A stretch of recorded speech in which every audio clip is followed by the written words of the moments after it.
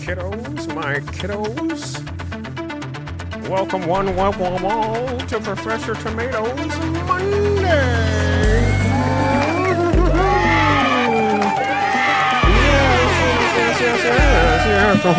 Yes. There it is. A little the wimpy horn, and there it is. Yes. Hello. Welcome in, students. Welcome in. You've come to learn today, I hear. You can leave the door open. You've come to learn, I've been told, and it is Halloween week, so learning we will do. If this is not the voice all stream, I will be upset, he said. He'll be upset. Yes. Excuse him for that. Yes. The last... Once I forgot something. Give me one.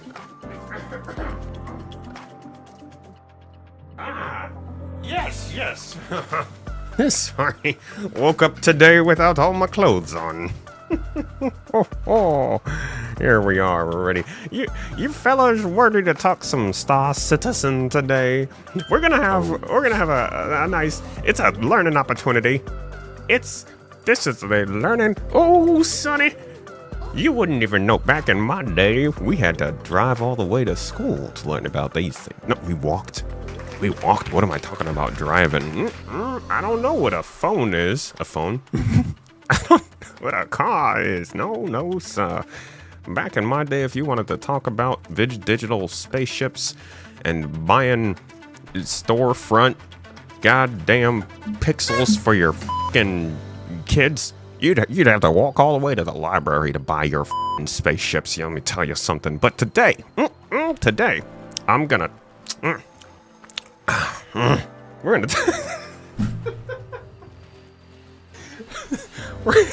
Today we're gonna talk about the newest news in Star Citizen, and oh boy, let me tell you, Sonnies, we got the features from CitizenCon 2023. We're gonna go through. It's gonna be real nice and salty. Yeah, it's gonna be salty in my nice hair today. We're gonna go back all the way in time and look at what mission givers are and what the first mission givers mission was like when they ran it live with the developers. They got Jared together with Luke Presley and another lovely individual in CIG, and they ran one of the newest mission givers at the time to show us what their ideas were for running cinematic narrative mission chains for specific people in Star Citizen. Today, we're going to take a look at that. We're going to check out which Twitch Pacheco was doing back in good old 2019. Back then, I didn't know what a sickness was, but I'll tell you that COVID done f***ed me up. And then after this, we'll continue on. We're talking with even the same developer a little bit more. We're going to talk to him about more of the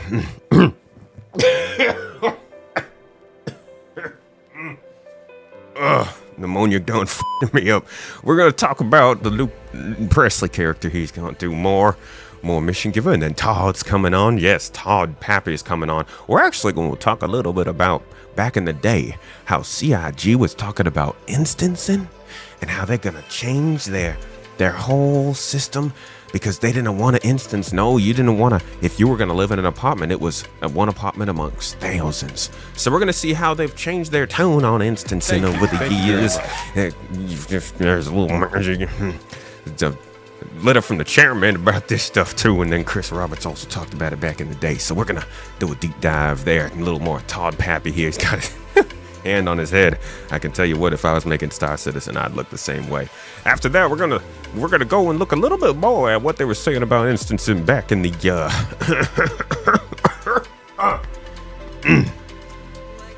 Sorry, I didn't have my oatmeal this morning. And then finally, my friends, well, I'll just take your questions and we'll continue to talk about the good Lord Almighty Pico and how he's doing in the verse. What happened? What did I miss something? I see people talking good. Oh, jeez, God, damn, Jesus. Excuse me, kids.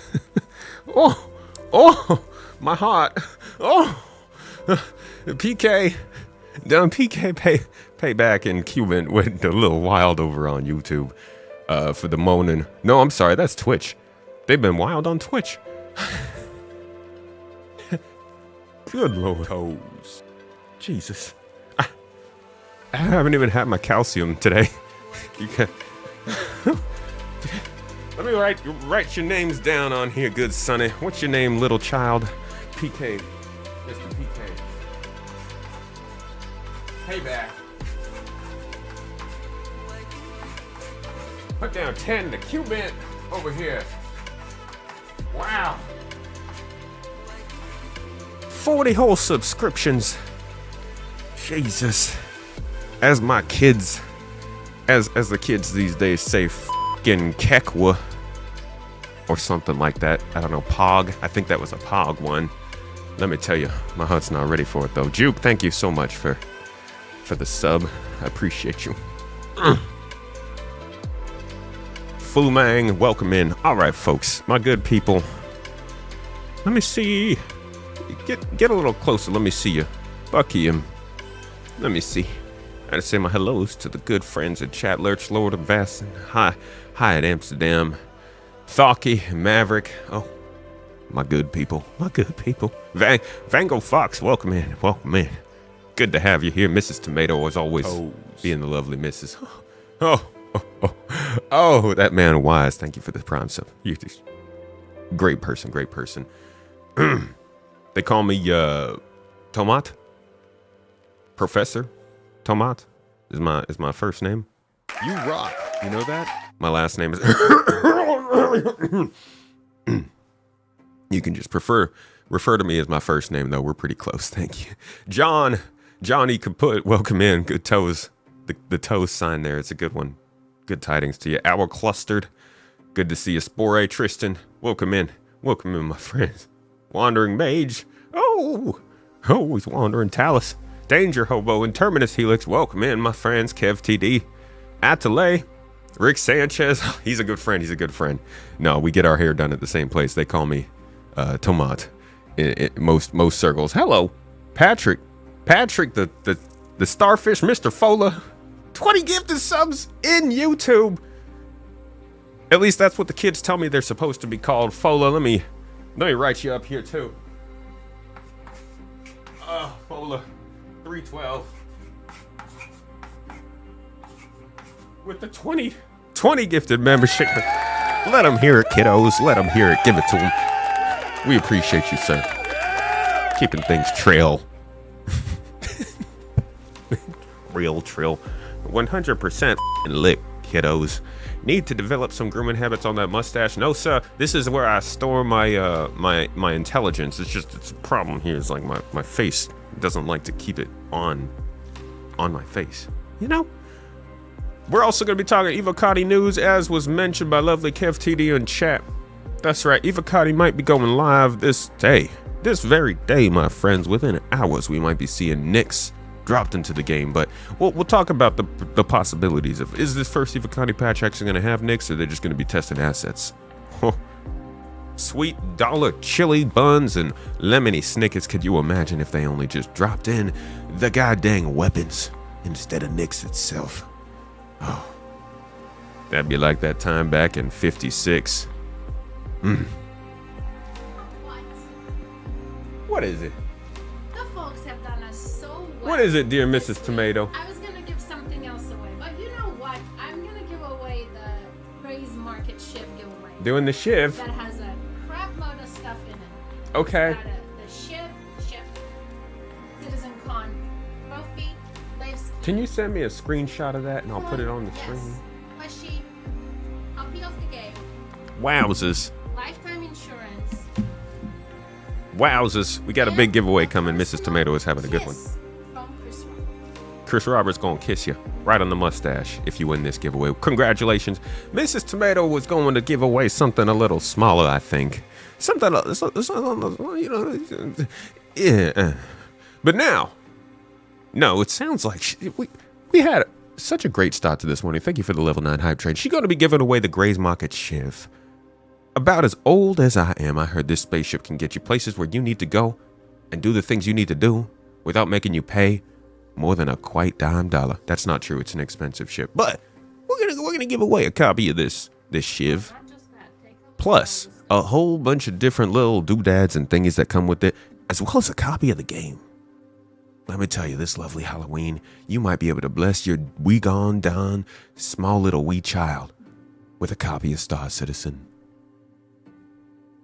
And gee golly willikers, I couldn't think of something better for a wee child. A little lad. We got I'm sorry, give me one moment. I actually might have the thingy itself. Let's see. That's the second part. Okay, thank you. We've got a whole bunch of stuff to give away today. It's it's a trophy, a coin, a little Vanduul plushie. I got you a couple guns, a knife, a copy of the game. It's basically almost everything coming in Alpha 4.4 or 4.3.2, whatever you want to call it. I don't count correct because my brain's all Star Citizenified, but you're going to get a lot of stuff with that. So keep an eye out. We're going to jump into that giveaway real quick right here. Need to get some different chalk for that board. Could hear that scratching through the mic. You don't like the chalk sound? I thought people enjoyed the chalk sound.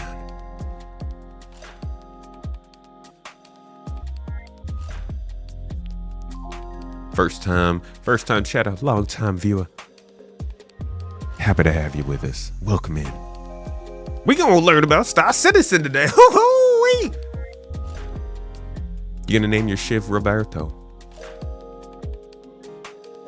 What form of tomato you've tuned into? They call me the Professor. First name, Professor Tomat. Last name.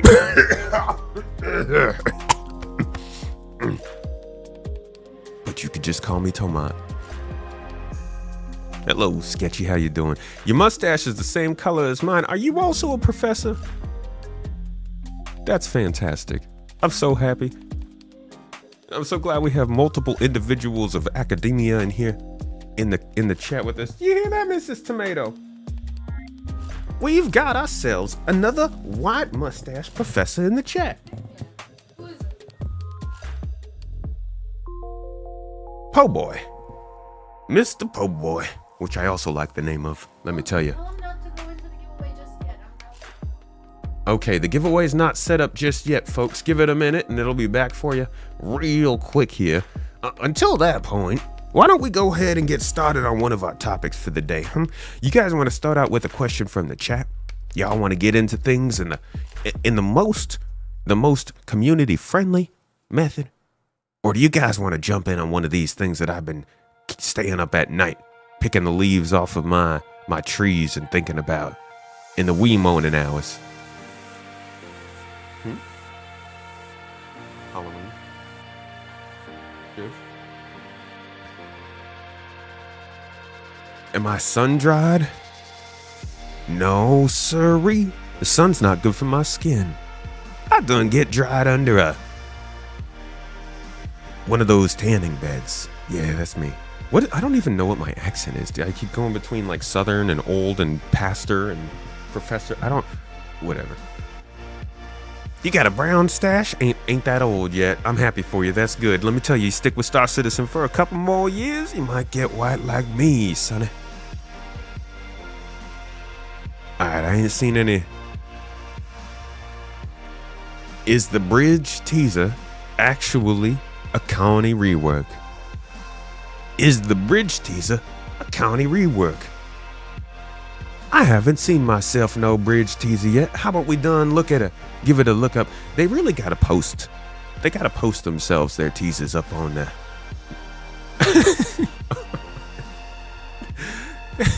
Up on the main website, instead of posting it all the time on these Twitters and these face tumblers and these Insta chats. I don't know where to find these sneak peeks, god dang.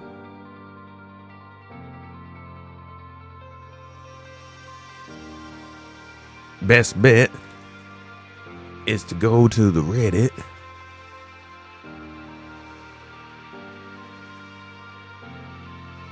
Fresh toes.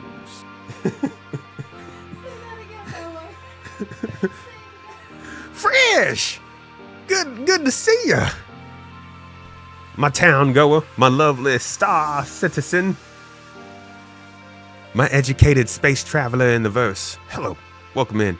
Squigglyums, lovely having you with us. Ho, ho, ho. Would you rather have in-game microtransactions store or a battle pass instead of selling ships on the website? Absolutely f***ing no, let me tell you. I love the idea of microtransactions to pay for a game's development as long as they're not affecting the game's progression.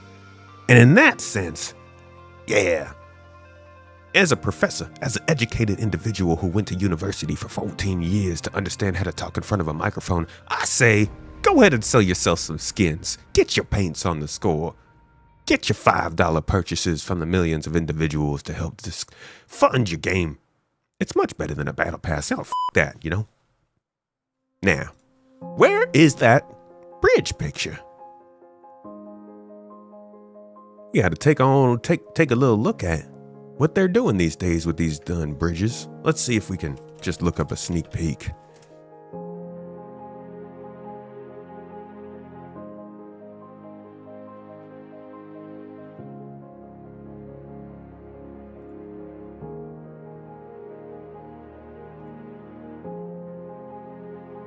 I can't seem to find it.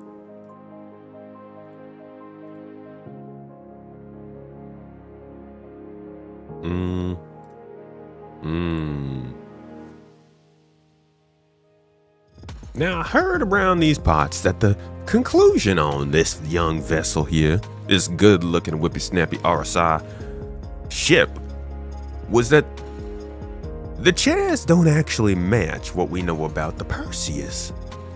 Let's go on and look up the RSI Perseus real quick. Sorry, I said it wrong the first time. And in my teachings, when I tell somebody you go to the wiki page of a spaceship and that wiki page has the same picture that you're questioning on said wiki page, well, students, it's probably correct. How you doing? Here's John. Welcome in to another day of Professor Tomat talks about Tomat and Star Citizen and stars and citizens and space and oh, sorry, my brain's getting away from me again. Welcome in, students. Take a seat, grab your books, get your pencil, chew your gum, throw away your phone, give me your firstborn, and let's get started today. Now, we got a sneak peek here of the torpedo launcher, automated moving parts in the RSI Perseus, how it's going to launch your torpedoes out at the people.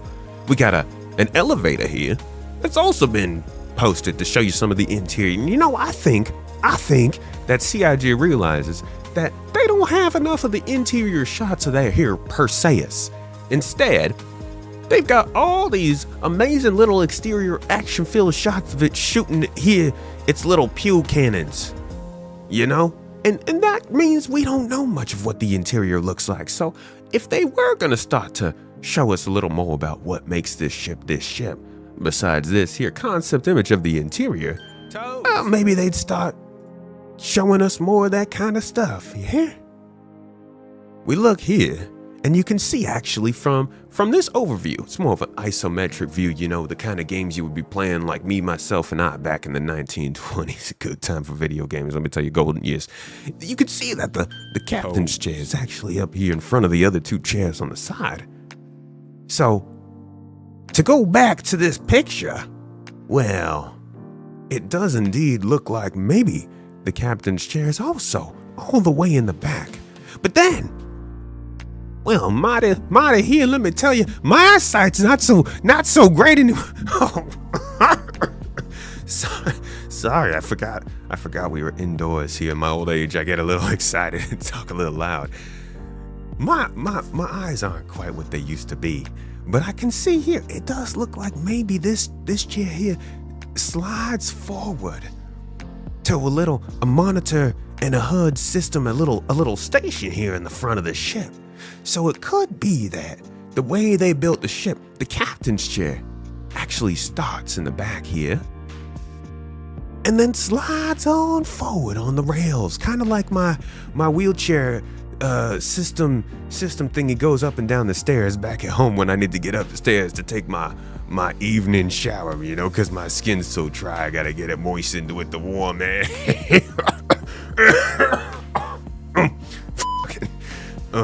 Sorry.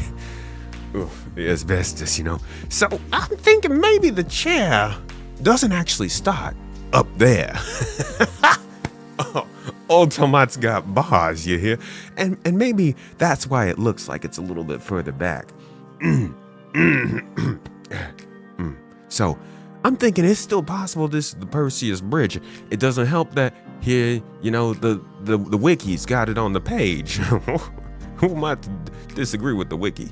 You hear?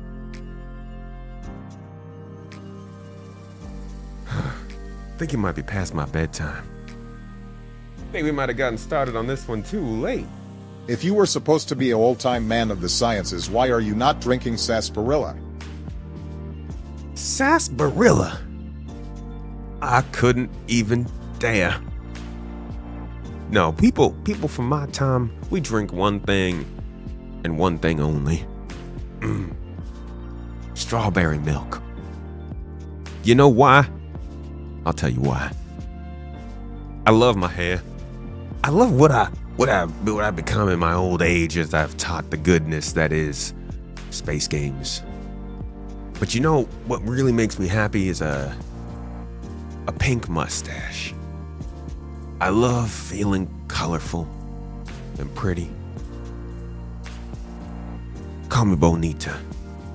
So every couple of days I like to take a couple glasses of strawberry milk and get my mustache nice and pink, and I have a good day where I go out and people, you know, they say, howdy doody, Tomat. How you doing, Professor Tomat? You're looking good today. And I tell them, you goddamn know as well.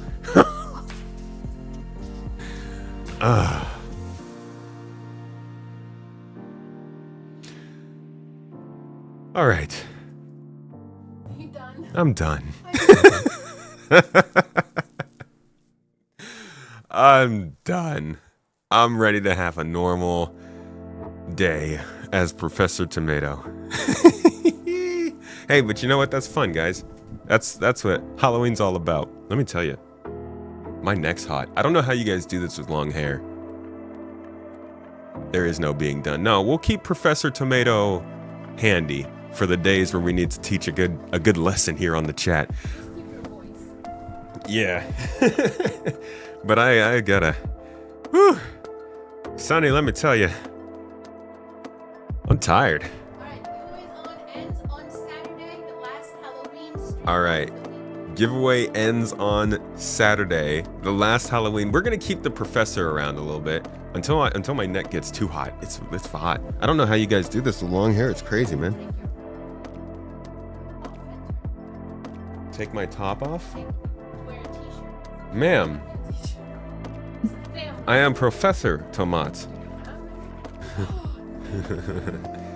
Slutty Tomat. You get used to it? Tomato.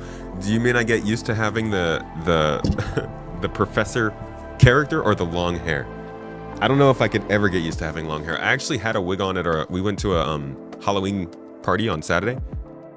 I'm sure we got pictures of that actually. I was a zombie Prince Charming, but then I took Mrs. Tomato's wig and I wore it, and I had the long hair, and I'm like brushing it out of my face to try and eat food, and it's getting my way when I'm trying to talking, and I can't see past it. And I'm like, what are you guys doing with your hair? Poor individuals. Uh-huh. Oh yeah? Yeah, okay. I'm gonna be right back. Slutty Tomat, did I miss that? No, that's my final form. Still working. The last day off the stream, topless Tomat. Oh. Thank you very much.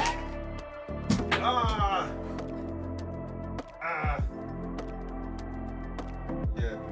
Don't mind me, kiddos. I'm just over here getting my catheter installed. It feels good. Ah!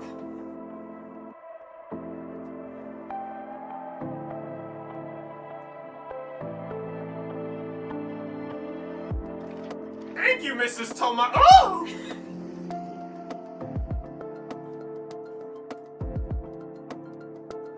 All better, kiddos. Well, now I can stay for the whole stream without peeing. All right, So the giveaway is up. It's going until Saturday. You got the opportunity to win yourself a Shiv, plus the new Pulverizer LMG, plus the Space AK, plus a plushie, plus there's just like a lot of stuff included in this package. So decent one to try and get. Plastic hair is hotter than real hair. Oh, thank you. I take care of it. Ah, Thaddeus! Yui! Welcome in, y'all.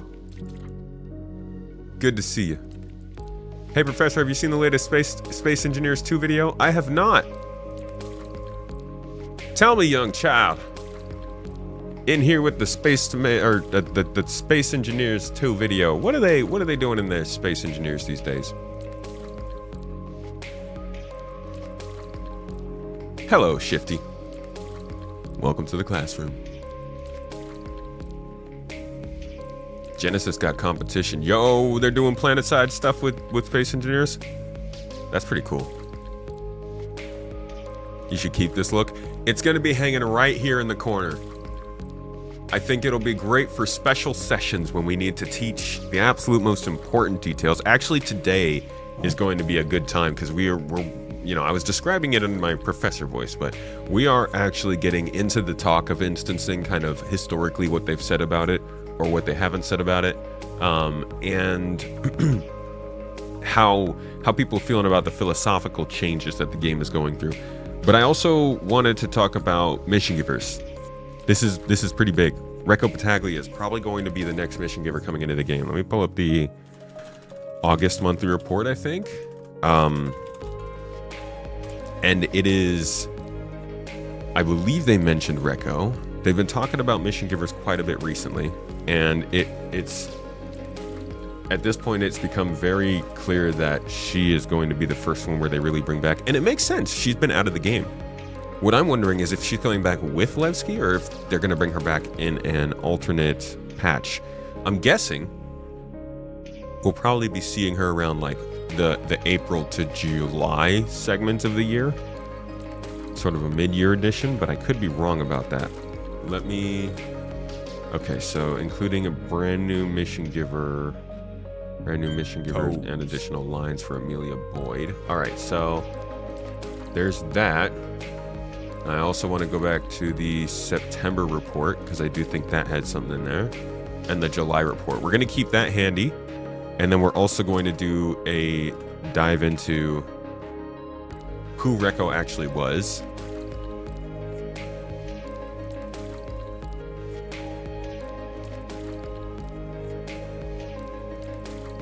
Metoda, thank you for the sub, mate. Appreciate you. Welcome to the teaching session. You're a scientist, not a philosopher. Some would say they're both. Well, that I'm both. Alright, boss fight alongside supporting a new mission giver. That was in September. Have they not mentioned, am I bamboozling myself into thinking that they had mentioned Recco? I swear they'd mentioned Recco Battaglia somewhere. Recco's your favorite? Dude, I don't even remember what her thing was, really. 7 new mission givers and a mini boss. So maybe there's not a specific mention of Recco Battaglia. What we're gonna do is I'm gonna pull up the YouTube channel, and I'm sure there was a time at which they did talk about her, because I'd be interested in hearing what the heck she even has planned to do for the game. So she's not coming up that way. She wouldn't be there. Man, is she not?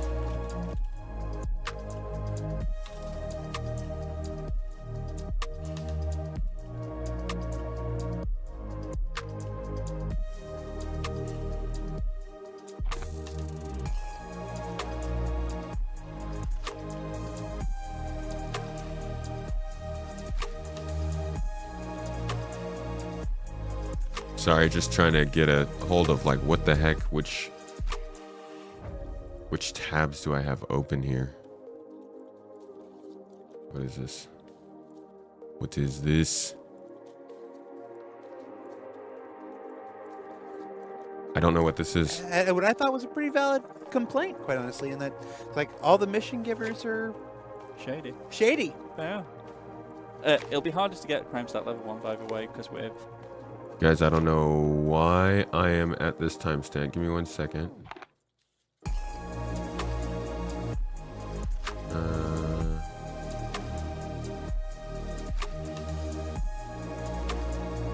This might just be about Recomtaglia.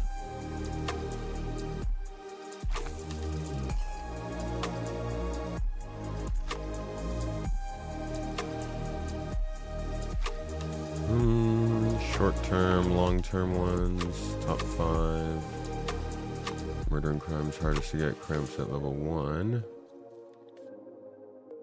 Shoot, I don't know why I had this one up.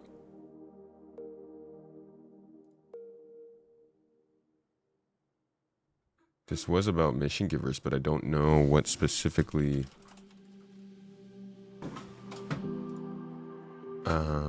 In lights, those who kids are special enough. We hope missions that you may. No, a shady was blah blah blah blah blah. Is it about Rego?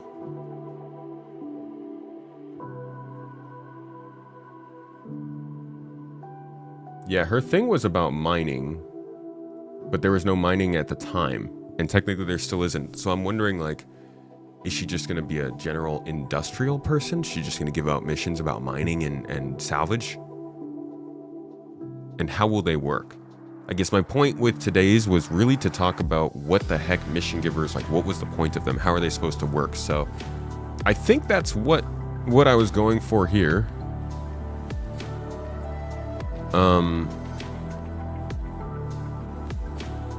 But honestly, I don't know. This is why I usually name my tabs when I save them for our little deep dives like this, so I can keep better track of them. And what were you talking about here? Was this about instancing? This is probably about instancing. Let me see something real quick. Instancing 14. Yeah, this was about our hangars. Yes. This was.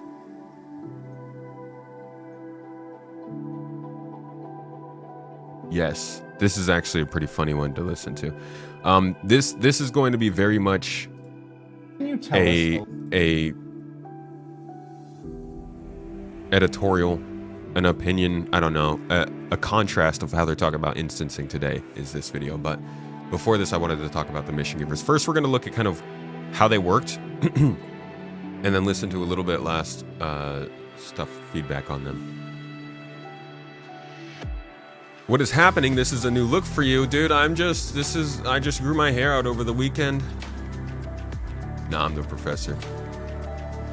The professor has arrived today to tell you more about Star Citizen. Ow, my throat. Is this tea? Oh, this is old tea. You'd think in evolution of a game we will give Onyx drivers to actual people instead of laying it on the freight elevator pad. Yeah. Yes.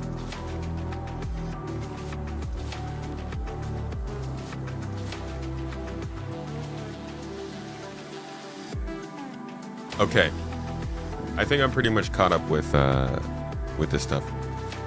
First up,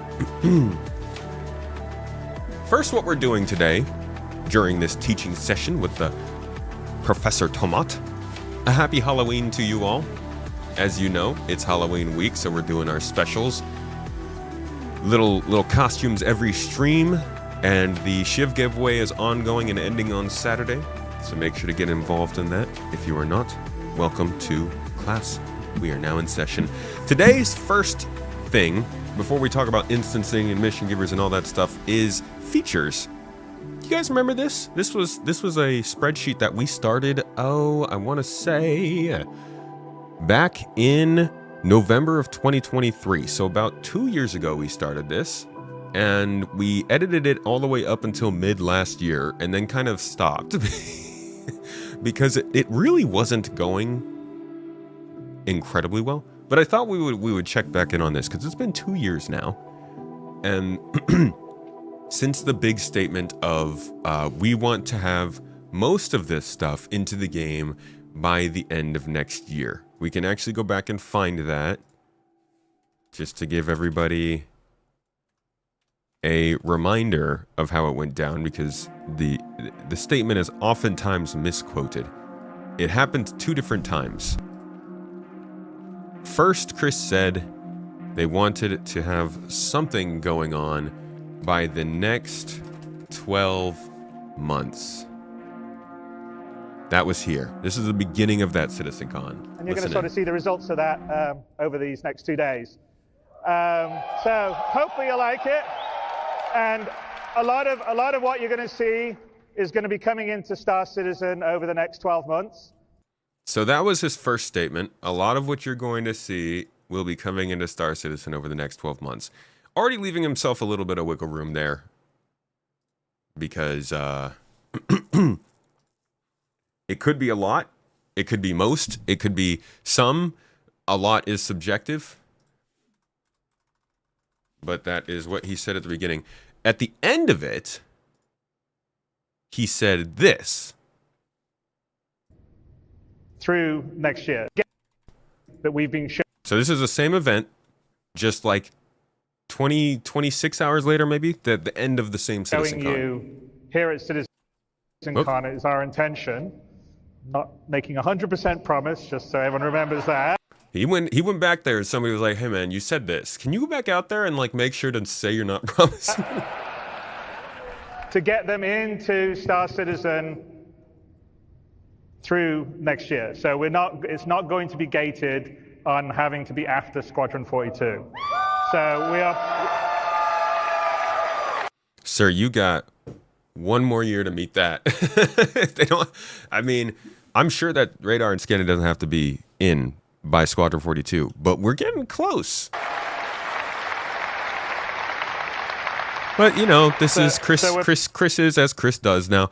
I think that they did better with this year. His big thing that he wanted to do to like get everybody excited. They came out, they said it first thing. They got him on camera, let him do his thing, got him off. No more promises. No more like things that sound like they could be promises. No more of these things. He's like, hey, Nyx is coming next month. We can definitely do that. And I won't be telling you about any of this other stuff and when it might come in, which is good. But if we go back to the list of things that were on said quote-unquote statement / promise / whatever you want to call it, there are a lot of those things that still aren't in. So let's start off from the top here. There are plenty of things that are in, right? Reload improvements got in, character creator, instance hangers, distribution centers were in, EVA tier 2 was partially in at least. Dynamic crosshair, yes. Freight elevators came in with 324. So we can greenify that, me baby. Loot screen upgrade, yes. Player interaction system, yes, but it's awful. Visor and lens system, star map upgrade, freight kiosk came in, yes. New in-game apps, yes. Mobiglass update, master modes, scope improvements, persistent hangers. We did get that also in 324. So a lot of stuff that didn't come in 23 that we were tracking came in 24 in the next one. DLSS, FSR, yes. Reputation tier 2. To be quite honest, I want to kind of mark this as no, dude. Like it's in, but it's so underutilized and bad. Star Hair, Vulcan, the first version, yes, was in. We're still waiting for that multi-threading. Water interaction, precision targeting, Xenothreat update. Xenothreat update? Did we see a Xenothreat update?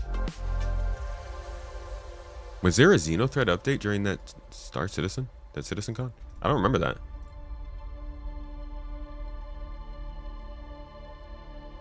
Xenothreat update. What the heck would that have been under?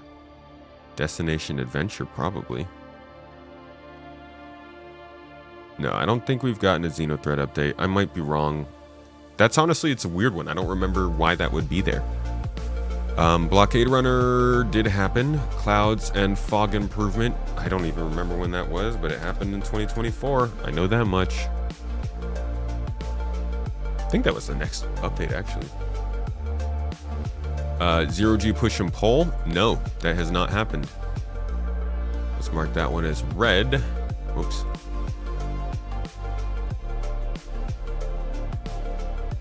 Physical interaction system also marked as red. That one's still not in. Diverse hair options. Yeah, we got that. Volt weapons, we got those. Weapon wear and tear, we have not gotten that yet. Hairstyles, combat improvements, Crusader, A1, C1, Derelict, Settlements, Drake, Cutter, Duster's Gang, HDR, Weapon Recoil, Force Reactions, TTK updates, Alpha 4.0, yes. Actor status tier 0 with the radiation was a yes. That one came in with what, 4.0? Aegis Idris came in with 4 point something. God, I don't remember. When did the Idris come in? 4.1? 4.2? I think that was 4.1. Audio systems, oh, sorry. Armor improved specialization is a no. Audio system updates is a no. Base building, no. Blood, sweat, and tears, no. Cargo diversification, no.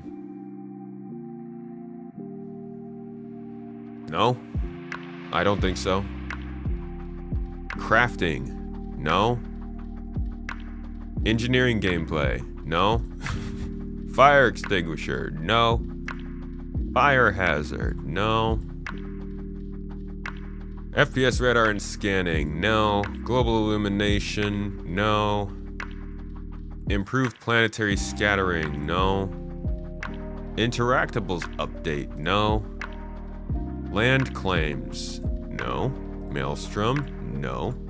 I just dragged this down, honestly. NPC traits and affinities, no. Planetech improvements, no. Restraints, no. Reworked PvE interactions, what the heck does that mean? I don't even know what that means, man. I'm gonna call it a no. Scanning update, no. SFX, no. Skill system, no. Sliding, no. Starcloth, no. Terrain to GPU. Basically everything that wasn't already in by 3.24 hasn't happened. That is a very large amount. This is 70 rows worth of features. 69 rows worth of features. Nice. And 1, 2, 3, 4, 20, 28. 28 features out of 70.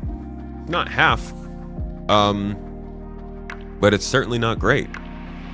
I mean, the feature development stopped this year, so it's not surprising, but geez, dude.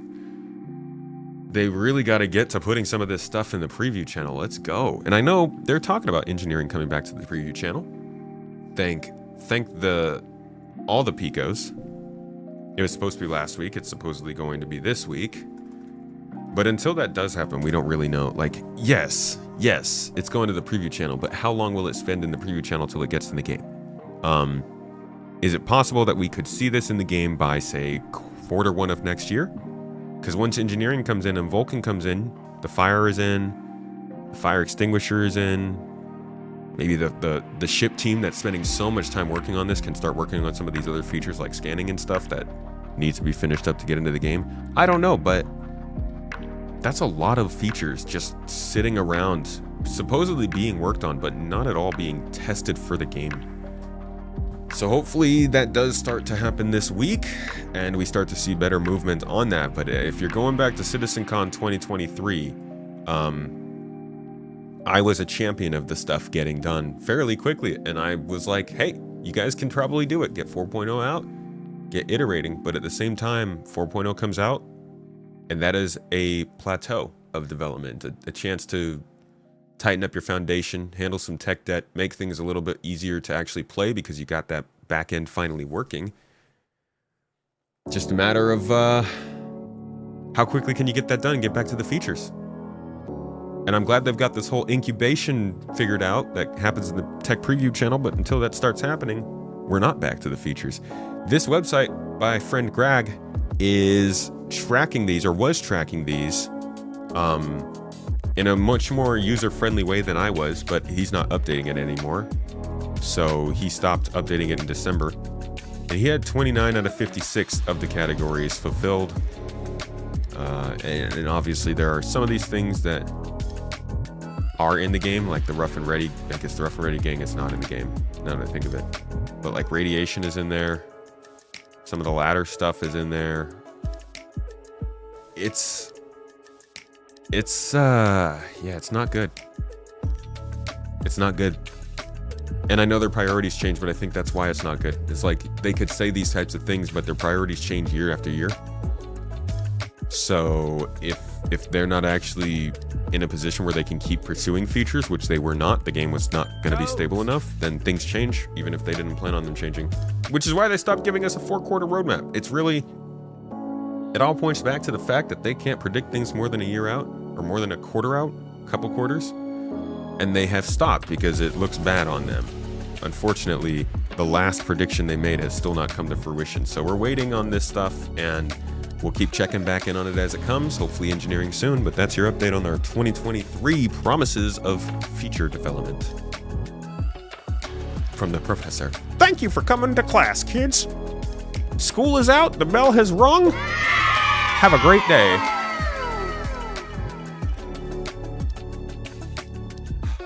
You're scared about engineering. Your freelancer doesn't feel ready for it. Your freelancer is probably not going to be affected by engineering all that much.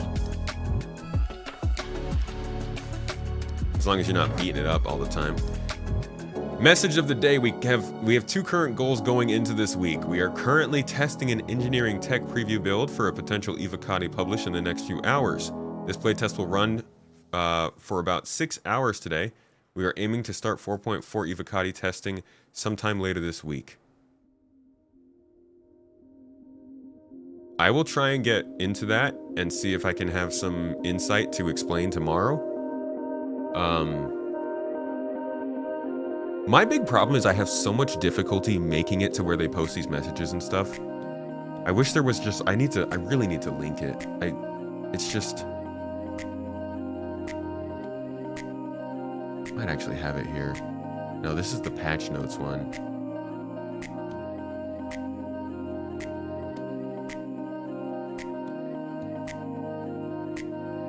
To be quite honest, I just have too many bookmarks. Ricardo, my man. Best stream? You enjoying your class time today, Sonny? Can you ask your nuclear professor colleagues if the radiation is realistic? Hey, nuclear specialists, can you get into the room real quick? Come on in here, please. Hold on, he's having some trouble walking over here. He's a little old. He's a very old man. Let me go get him for you. Come over here, the people got a question for you. They want to ask you about the radiation in their damn video game. Come here. Come here. There's no. All right. I got Professor. What do you name yourself? Professor Terrorist. That's a weird name for it. He's they wanna ask you about radiation and Star Citizen and how it's is it realistic? Well, I don't know about radiation and Star Citizen. I've been too busy trying to fix my own game after our shit-ass release. But it's doing great now. And we got a city to burn. Burn, you say? Yeah, we're gonna drop bombs and kill people. Well, I guess he's not too worried about radiation then if he's gonna drop bombs. Yeah, I don't know what it's made of, but I know it will stop the tyranny of the companies. Thank you, Professor Silverhand. We're just gonna put you right back over there. He doesn't know what he's talking about. Let's get you to bed now. Come on.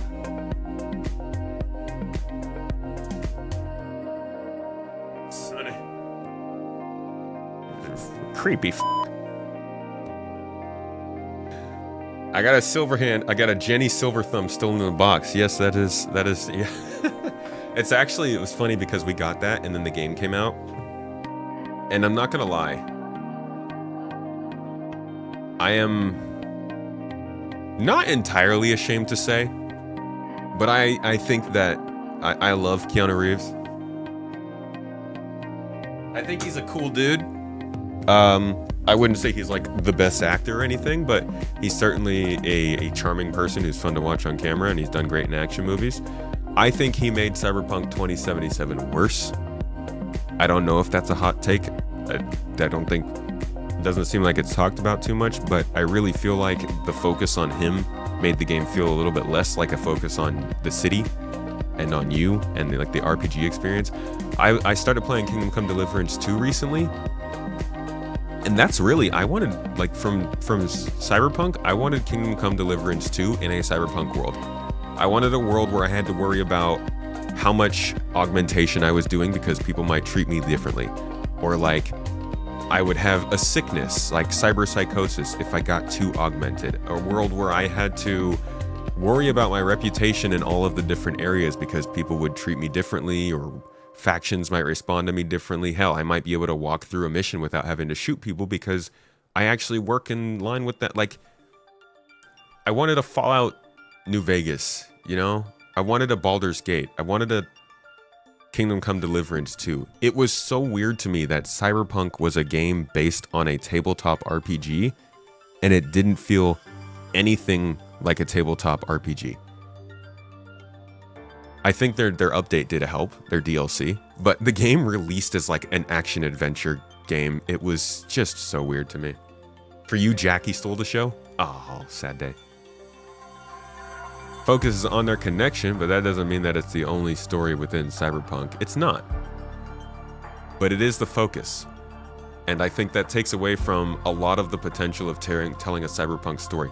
Not to say this wasn't a Cyberpunk story, it's just not the kind that I was looking for. I really thought it was going to be more about like the fleeting humanity, which I guess is kind of where they're going, what they go for, like what you would do to save your humanity kind of thing. How you lose your humanity as you get closer to death, all that sort of stuff. You still master a tabletop campaign with friends? Nice. For Cyberpunk? Yeah, a lot of stuff was cut going into the game's release. Absolutely. Ironclad win. Next year, brother. Next year, kiddos. Kisses to Brazil. Hello, Brazil. It's not really a Keanu issue though, it's just that the game RPG element is more progression than choices and consequences. It's not a Keanu issue. I'm not saying that he made the game, I don't mean he himself made the game worse. I mean the focus on him. The fact that they brought Keanu in, I believe, probably shifted their priorities. Like, if you get a steal like Keanu to be the headline person in your game, you will undoubtedly shift the game to pay more attention to him, right? The story will be less about whatever it was you had planned before and more about that. I remember in the early days of Cyberpunk's development, like 2014, 2015, a lot of the talk that had to do with like lore and story was about the revolting in the city and kind of how it was like the people of the city and civilians were fighting back more against like the corporations and stuff. That's what drew me in. And obviously at 2014, they didn't really have much of the game figured out by then. That was pre-production still probably, but that was originally why I started to get interested in it. Every game should have its own main character within the world, and you should be able to hear stories about the previous character.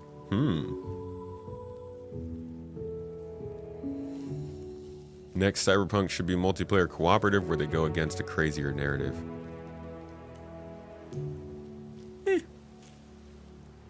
A drop-in co-op game would be pretty cool. That's not true. Johnny Silverhand is not so much the focus in every story. He gives you advice and all, but there are multiple characters shining in each scene. Yeah, I'm more talking about the general main story. I'm not talking about every single part of the game. And it's not just Johnny. You know, like I mentioned, cyberpsychosis has nothing to do with Johnny. It would have been great if they had included that in as an RPG element. Johnny Silverhand is just one part of one problem I have with the game. The missing nature of a lot of RPG systems and immersive systems is another part of it. So it's not just all Johnny. You're right, Malakina. I'm not trying to say that. I'd really love if the next Cyberpunk follows the station good ending, Cyberpunk in space. Cyberpunk in space. Just build out Grimhex correctly. Albert Einstein playing the part of Space Tomato today. Greg, you got it. It's me, Albert Tomat. Or Tomat Einstein. Tom Einstein. I actually kind of like that name. Wasn't there like a huge problem with the QA part? There was a huge problem with the... Oh my god, you just reminded me of why I have this video up. This video. Guys, this was a huge find. Yes, I remember why this is here. Okay, hold on. I'm gonna move this all the way back. This is a special. This one got me bent out of shape. That's gonna be a fun one to get to. I remember that the QA for Cyberpunk was really bad because it wasn't like that well done for the old consoles. It was running fine on the PC and stuff, but the old consoles could not run Cyberpunk when it was first finished. It was a eureka moment, yeah. Your favorite kind of RPGs are the ones that make you feel insignificant. The world goes on with or without you. Yes, I like that too. And I think that's why I'm kind of liking Kingdom Come. I mean, it might change. Obviously, you're somewhat special, but I enjoy that Kingdom Come starts out and you're just kind of like some dude that nobody really wants to give the time of day. Or like, why would I talk to you and all that stuff? That's great. Let me feel like I am insignificant and working my way up. You know what? I can't do that in real life. I can't go become an insignificant mercenary in real life and shoot and kill people and rob banks and pick and choose who lives or dies and do all of that to progress. So let me do that in the game. Start me out as some loser in the game, right? So that I can have that journey there. I guess you are kind of a loser in Cyberpunk, but to be quite honest, not really. You're working for Dexter John within like the first 30 minutes of the game.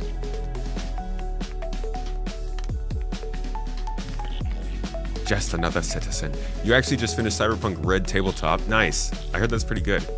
Your friends are already asking for a new one in 2077 setting. Glad they made the TTRPG platform more popular. Yeah, it is cool. I'm glad that, like, I wouldn't have considered playing one if I hadn't found out more about Cyberpunk. Rig! Good to see you, good friend. There's actually a documentary about it where they also talked about their difficulties and how the death threats affected them in the development on release. Not surprising. This just in, sending death threats to people doing their job makes them worse at their job. I might have watched that. I don't know. I'm not sure. Is that a CDPR one or is that a no clip? Who made that? I wouldn't be surprised if they had made one.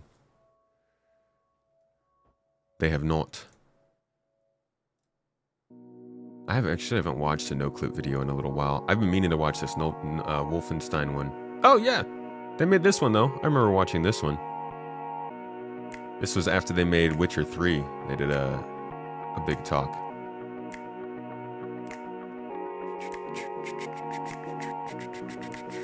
Do y'all get any recommendations for daily games? Wordle, Guess the Game, etc. You need a new fix?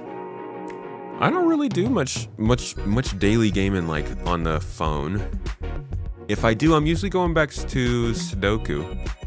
Have you ever played Monument Valley? That's a pretty good one. I think the initiator was German TV, but it's in English. Okay. People sent death threats over 2077. Brother, you know what year and world we're living in. People send death threats over like everything. Everything. It's weird. People just treat the threat of dying as a normal thing. Oh.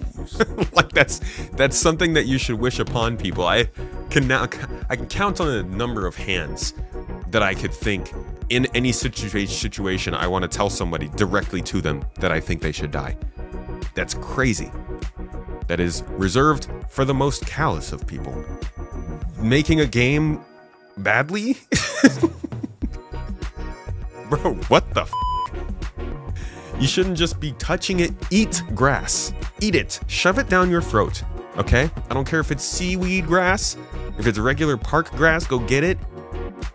Put a little sriracha on it if you need to, and freaking eat it, because that's crazy, people. That's insane behavior. Inside the Game, Cyberpunk 2077, Phantom Liberty documentary. All right, cool. Keenan Stein in the house. Phantom Liberty was amazing, dude. Holy crap. What a great DLC.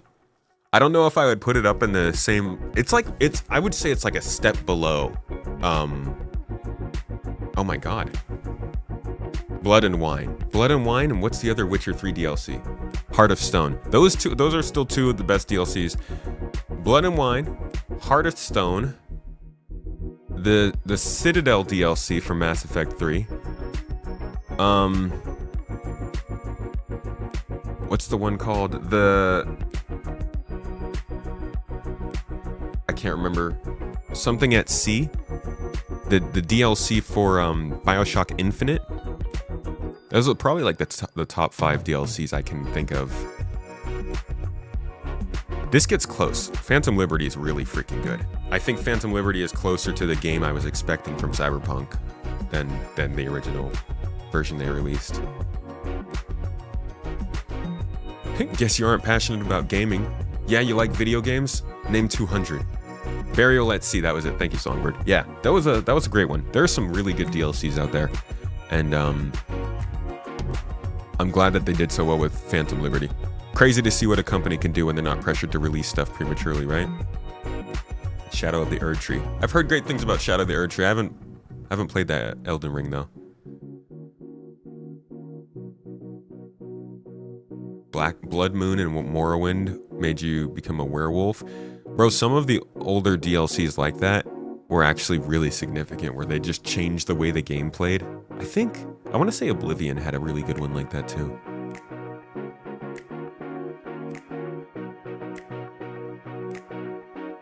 And I'm sure I'm missing some other ones that I really love. I'm just realizing though that Halo never had DLC, huh? Halo didn't have campaign DLC. It's kind of crazy. Did they? I don't think it did. I think it only had multiplayer DLC. It would have been so freaking cool if they had released a Halo that went over First Strike. I was actually hearing that the remake that they're doing for Halo Combat Evolved is going to include a couple of missions beforehand that cover like the Chief and Sergeant Johnson or something. Not sure how they're going to do that. It'd be amazing if they included some levels on Reach. I would literally myself and die and then come back and play it. And then I would make a whole freaking video about that, dude. I don't care if nobody's going to watch my Halo content. I would. Oh my god. But it would be so much cooler if they made missions about after Combat Evolved. What was happening in First Strike. Imagine if we got to like... I think we're all very aware that we're never going to get to play with the original Spartan 2s in the Halo universe, and unless they go backwards with their games and stuff. Imagine if we got to play Halo as the Master Chief alongside Kelly and Sam. That would, in my opinion, if they did a good job with that, like with the story and the acting and all that stuff, I would go so far as to say right now that would probably be one of the greatest releases, if not the greatest release of Halo ever. I would put that above 3, 2, Reach, ODST, whatever it might be. Playing as John next to Kelly and Sam would be the absolute pinnacle of that universe. Couldn't beat it. Just stop Halo right there. It's dead after that. But they won't do it. First Strike was Johnson. First Strike was the Chief. First Strike was the story of the Chief meeting back up with a couple of the other Spartans that got out of Reach. I think it was Linda, Sam, Kelly, and I don't remember who else. Did Halo ever have a good release? No, dude. No. It's crazy. Microsoft just kept pouring money into this completely useless and hopeless franchise, releasing failure after failure, and here we are 20 years later. They're just releasing the first failure. Can't believe it. Can't believe it. All right, folks, let's talk about mission givers. Huh? So, I think one of the biggest pillars of a game are the people that you interact with. Sure, maybe if you're playing Forza, okay, you're not running into too many people, but even then you have to talk to somebody to get missions and stuff, right? In Star Citizen, there are quest givers that are meant to be standalone, giving you narrative, cinematic experiences that take you through a storyline, that show you different places. The missions themselves are usually not the cookie cutter ones that you're seeing. They are a little bit more applied. So today, in this deep dive, and we're diving deep, my friends, we're gonna jump around and kind of watch this playthrough of one of the old mission givers. Her name is Twitch Pacheco. This will be a playthrough that includes some of the devs who are working on this mission giver. So during that, they're going to say how they want these mission givers to live in Star Citizen, what they want them to do, the experience they want to provide from them. And I think this is important because we do have mission givers making a comeback. If you look at some of our recent monthly reports, you'll see that there are more and more mentions from animation and narrative, like here in the August 2025 report, saying the team has been working with mocap and narrative on additional content, like previously captured dialogue that will soon be available in game, including for brand new mission givers, and additional lines for Amelia Boyd. Now, we already have the lines from Amelia Boyd, so we know this stuff is not that far out. I think this is probably the type of thing we'll see in the next 6 months in game. But this could be a surprise that comes with the release of Nyx. We could see a mission giver in 4.4. This video is being filmed before Evocati starts, so by the time it comes out, I might be wrong here, or I might be right here. But it does seem like they're working on mission givers currently. They also mention it here in the September of 2025 report, saying that animation was working on a boss fight alongside supporting a new mission giver. Alongside all this stuff, they're also working on a returning air traffic control voice. We have seen reports of air traffic control getting work also throughout these monthly reports. And if you don't like leaks, plug your ears for the next 10 seconds. We've also been seeing reports that it's literally the Nyx air traffic controller. Now, this is something that we were seeing leaks about before we knew that Nyx was coming in 4.4. So it was kind of a big surprise. Now it's not that surprising, but they're working on the AI and the NPCs in the Nyx location. Nyx is also going to be pretty industrial focused, and it is a big opportunity for them to make a step forward a little bit with some more narrative after this last year of things with Wicklow and Malor and the voice channels and all that stuff. They're clearly trying to move back towards that. Now, this is a worry a lot of people have had over the years, that they weren't going to do this because mission givers basically broke. They added a bunch of mission givers back in the day from 3.1 until 3.6, 3.5. A lot of you who were here for a while remember it. A lot of you who didn't get here until later probably never even heard of it. But if you go back and look at the AI and characters additions that they have here, you'll see, where are they? Recco Battaglia, literally the first we ever got in the Daymar area.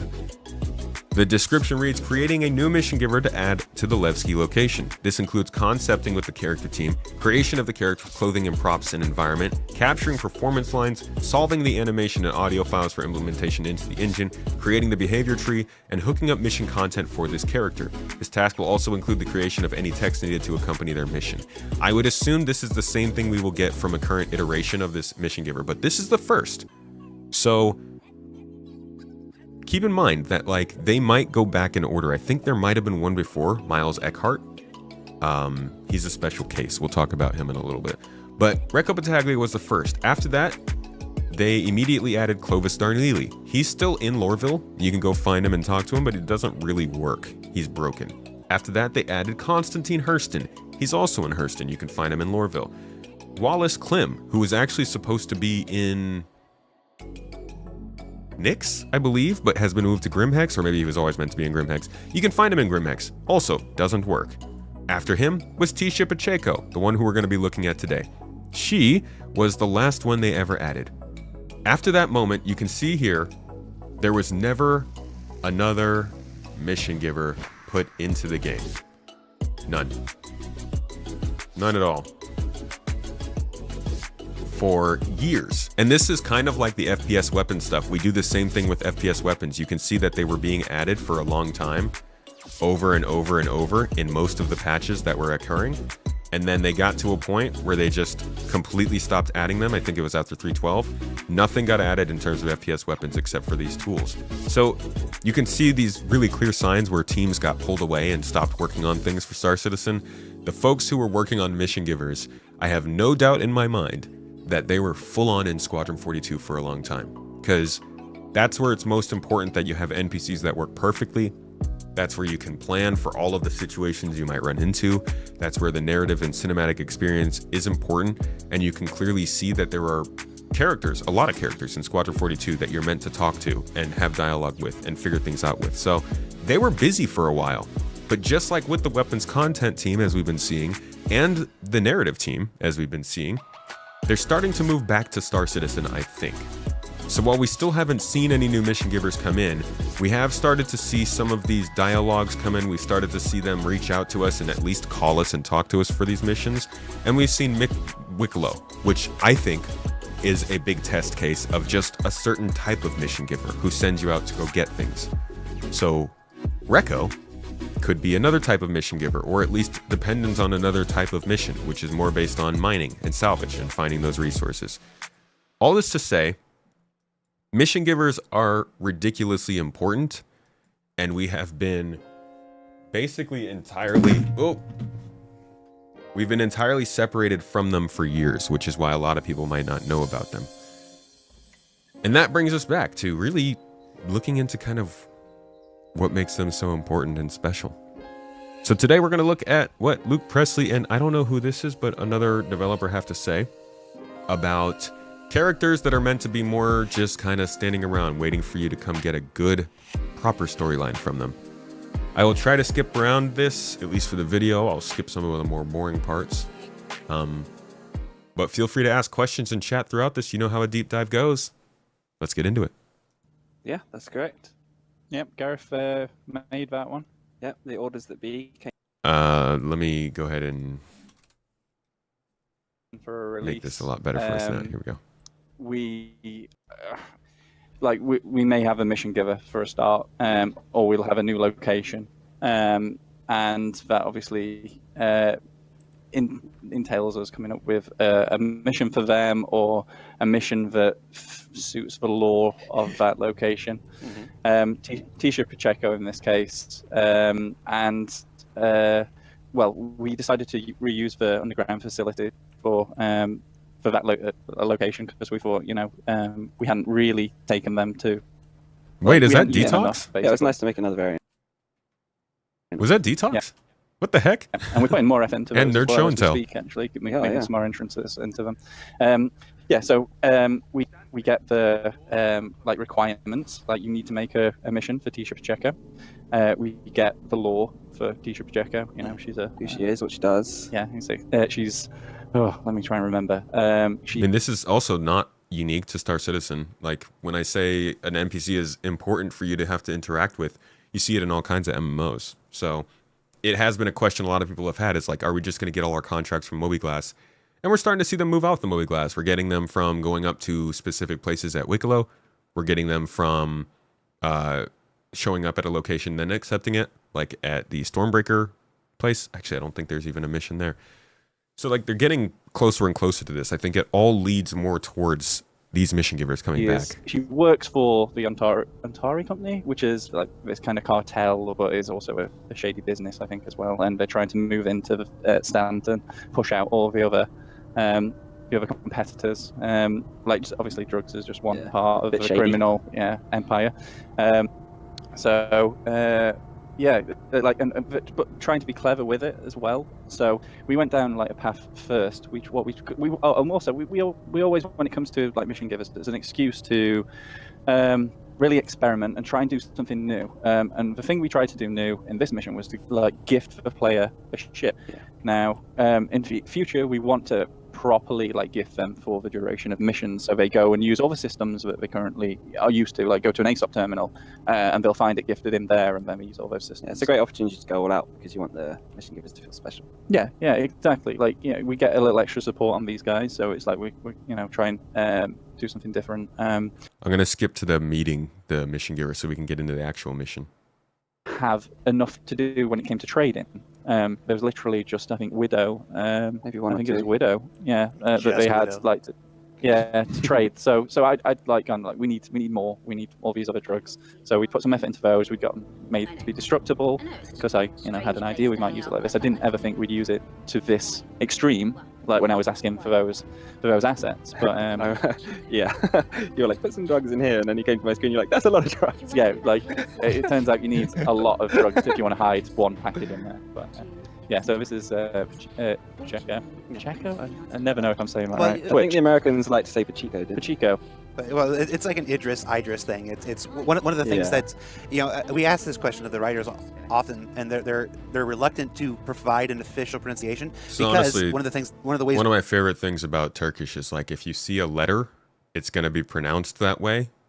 How many times do we have to go through this conversation in Star Citizen? We're like, how is it pronounced? Because it's just always something spelled differently than it we sounds. can make the Star Citizen universe just like the real universe, is that there are different regional pronunciations of everybody's name, and when you span a galaxy, who knows what the original actual pronunciation was? Maybe that individual person does. I think I missed my cue. Yep. Oh, she got impatient. Yeah, I was talking. Now, So you can find her if you want to. She's in the back of Area 18. You can go up to her, find her. She'll even talk to you. I think if you have the right reputation, you might be able to get a mission from her, but in my experience, it hasn't worked for years. for me to get her to talk to me again, or It's not You just walk Leviosa. away to walk in? and come It's back. Levio, I've- not I've- I've Leviosa. got Now, one of the reasons we've invited Detox and Show and Tell and Uber here is because I actually haven't had the opportunity in this last quarter to play this mission before. So we're actually seeing the first time I've done this mission. So, and I get to do it. See, dude, CIG couldn't do that anymore these days. They couldn't have a content creator come on here and I don't know how this is put together. I don't know if like this is a recorded video and they're just talking about it as they went along, or if they're playing this live and they're watching it or whatever. But if CIG included a content creator's gameplay in their official programming now, people would be so pissed compared to what I mean. People might have been angry about it during this time, but this kind of stuff really gets to people now. I don't know so much why, but I appreciate when they try to get more involved in the community like this, and I hope they keep doing stuff like this. It doesn't have to be with like creators; it could be with anybody. With pseudo director's commentary with You can still get the missions. Gareth and Luke here. Yeah, we got you back. Oh, and 3.23, yeah, 4.0 might have broken them. She didn't have one for you. She didn't have one for me. Shockwaves, somebody thank else you. I want appreciate it. If you Oh, want to know the nice. name of any of the songs that play, I'm There's no always mission happy up at the top. to give those to you. There. Have you got an invite? You have to accept the invite. We eventually will get the list on Spotify, but Spotify has a lot of the copies of these songs that have lyrics, If you so it have kind of the invite, messes she'll it up. automatically give it you anyway. Yeah, so it would Go look to- like I don't know if you have the mission in that case. it'd be under your personal tab. What's up, Milky Troubleshooting Black? as well. Yeah. That's what we're here for. You Let's stepped feel into the for a class minute. for Yeah, today. don't have any Welcome to the appointments. classroom, friend. I don't have it. Student. No. Student. How about any of our guests? All right, You let's have it? get forward and see what kind of mission she actually gives you guys. What was it that you would do when you get a mission from a mission giver? See where they're headed. Did they give us a grey cat hanger here? Just full Yvonne, throttle as fast thank as you. can. Thank you Okay, very it's much okay. for recognizing my intelligence doing through that. There you go. aesthetics. No, it's okay. It's okay. Gently. You stepped into the professor's lair. Ah, there we go. That is tight. I mean, that's he spanned There the you around go. over there. When they used to What's the put our opposite of F's in chat? ships What's the into opposite of tiny F's in chat? hangars. Let's get some of I those think in the for ship nerd show and was tell. 45 the other way. I would not do that. Oh god. Oh no. Oh, Saved. no. There we go. That's Let's get not some how you saves play in chat. Oh How you shoot! fly up. Wait, is this during hover mode? Whoa, that's a different interface. Is this during April 2019? When was hover mode? I think that they just became. They might have just shown us a little bit more of what we should expect. So let's see. April of 2019 would have been here. Gameplay. No. Were they? Maybe they were playing on an early version. Maybe they're playing on the 3.6 branch. Yeah, I don't know. I don't know if they're playing through 3.6, but that looked like a hover mode thing right there. Let's get some of You those. tip back. 45 the other way. And you ain't flying. You ain't flying up. Oh no. Saved. Oh, no. There we go. That's Let's get not some how you saves fly in chat. That isn't how you fly up. It's not. I was not prepared to fly today. Why did you accept the flight? You got in the chair. Oh no. Space I bar. don't believe it. There we are. God, Just hold Yay. the space bar down and go up. I feel like my character in this position would be very nervous right now. You can't go up like that. You have to. They're just space bar and go up until you get to about 2,000 meters, and then. I'm flying with mouse and keyboard. This is terrible. Right. You want to get out of the chair? I can take it. That's why you want. That's why you got to be good at mouse and keyboard. So if you end up in a place where you can't use sticks, Sorry, you guys. still know how to play. You want to go ahead and switch pilots? We can switch. Why don't we go ahead and switch pilots? Yeah, I'm Let ready. me just make sure we're clear so we don't. Okay, so yeah, Well, that's they're good. playing Okay, live. ready to go. Yeah, let's make Detox look good. Yeah, and in the mission, Pacheco actually drugs the pilot of the ship. So this is normal. This is expected. You shouldn't feel bad. I feel like maybe you're off script here a little bit, Luke. Believe it or not. All right. So, how many different mission variants does Pacheco have? She has 4 different missions, right? No, actually, she only has one. Like the issue there is, well, obviously time and resources. Yeah. Okay. But what we do, what the idea is we could either go down the route like we used to when at the very start we give everyone like lots of very generic missions, and I don't want to do that. I want to focus on every mission giver having their own one interesting mission to start with, and then as we build more, like the moment you can actually we can gift a ship. Like the next plan is that we make a return to Battaglia, and give her a mining mission. Where she lends you a ship so that people who don't. What do you guys think? Recco Battaglia, the introduction of mining missions? Even back then, that's what they wanted to do, but they just didn't. And you gotta wonder, why didn't they? This is after Recco's in the game. So they're already talking about, we need to get a mining mission for her. And we know they worked on mining missions back in 2021, I think, and 22, in the monthly reports. Why don't we do a little guesswork here? And go back to March of 2021. Don't you love these? When we just kind of guess at a month and see if what we're looking for turns up. Generally don't end up getting them right, but it's fun to do. Let's see if they were working on...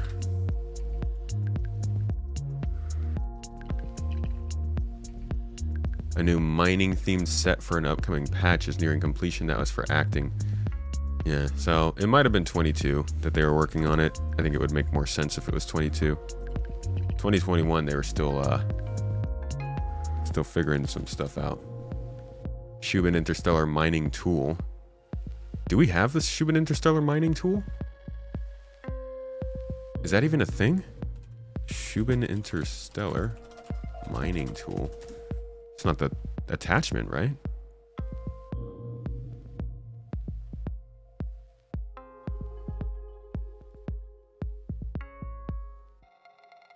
No, I don't think we have a Shubin Interstellar mining tool. Huh. It would be nice if they had like a rifle-based mining tool that was handheld that had the same kind of strength as a Geo. That would be cool.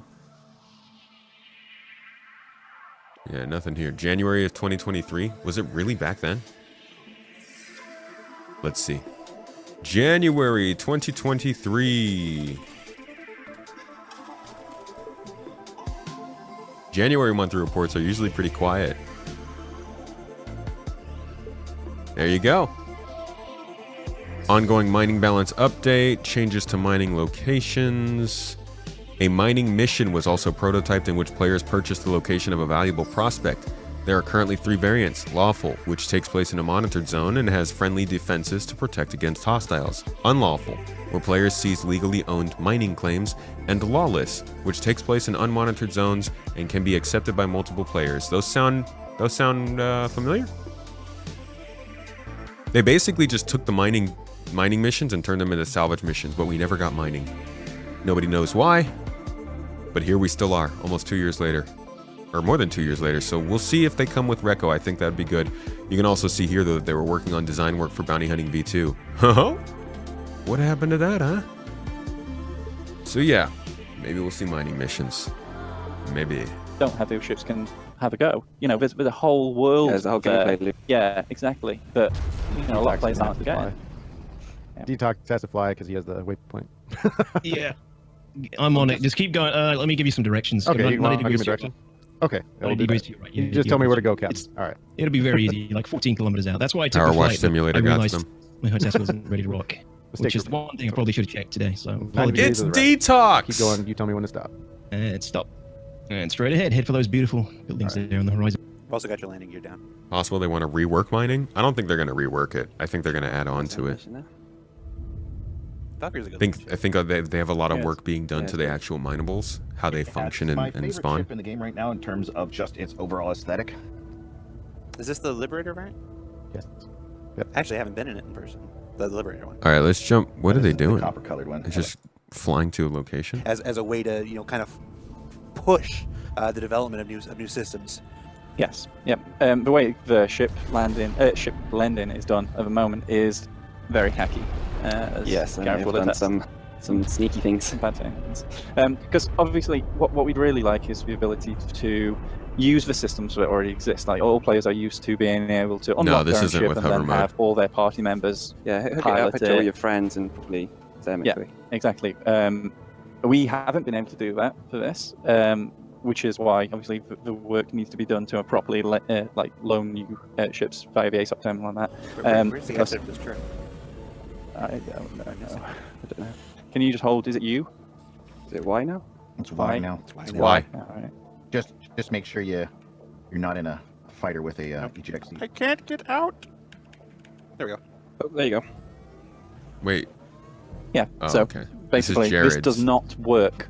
Like so Jared's expect, playing with them. Okay. Any other ship to work, and that's not the intention. That's step one. It's like a proof of concept.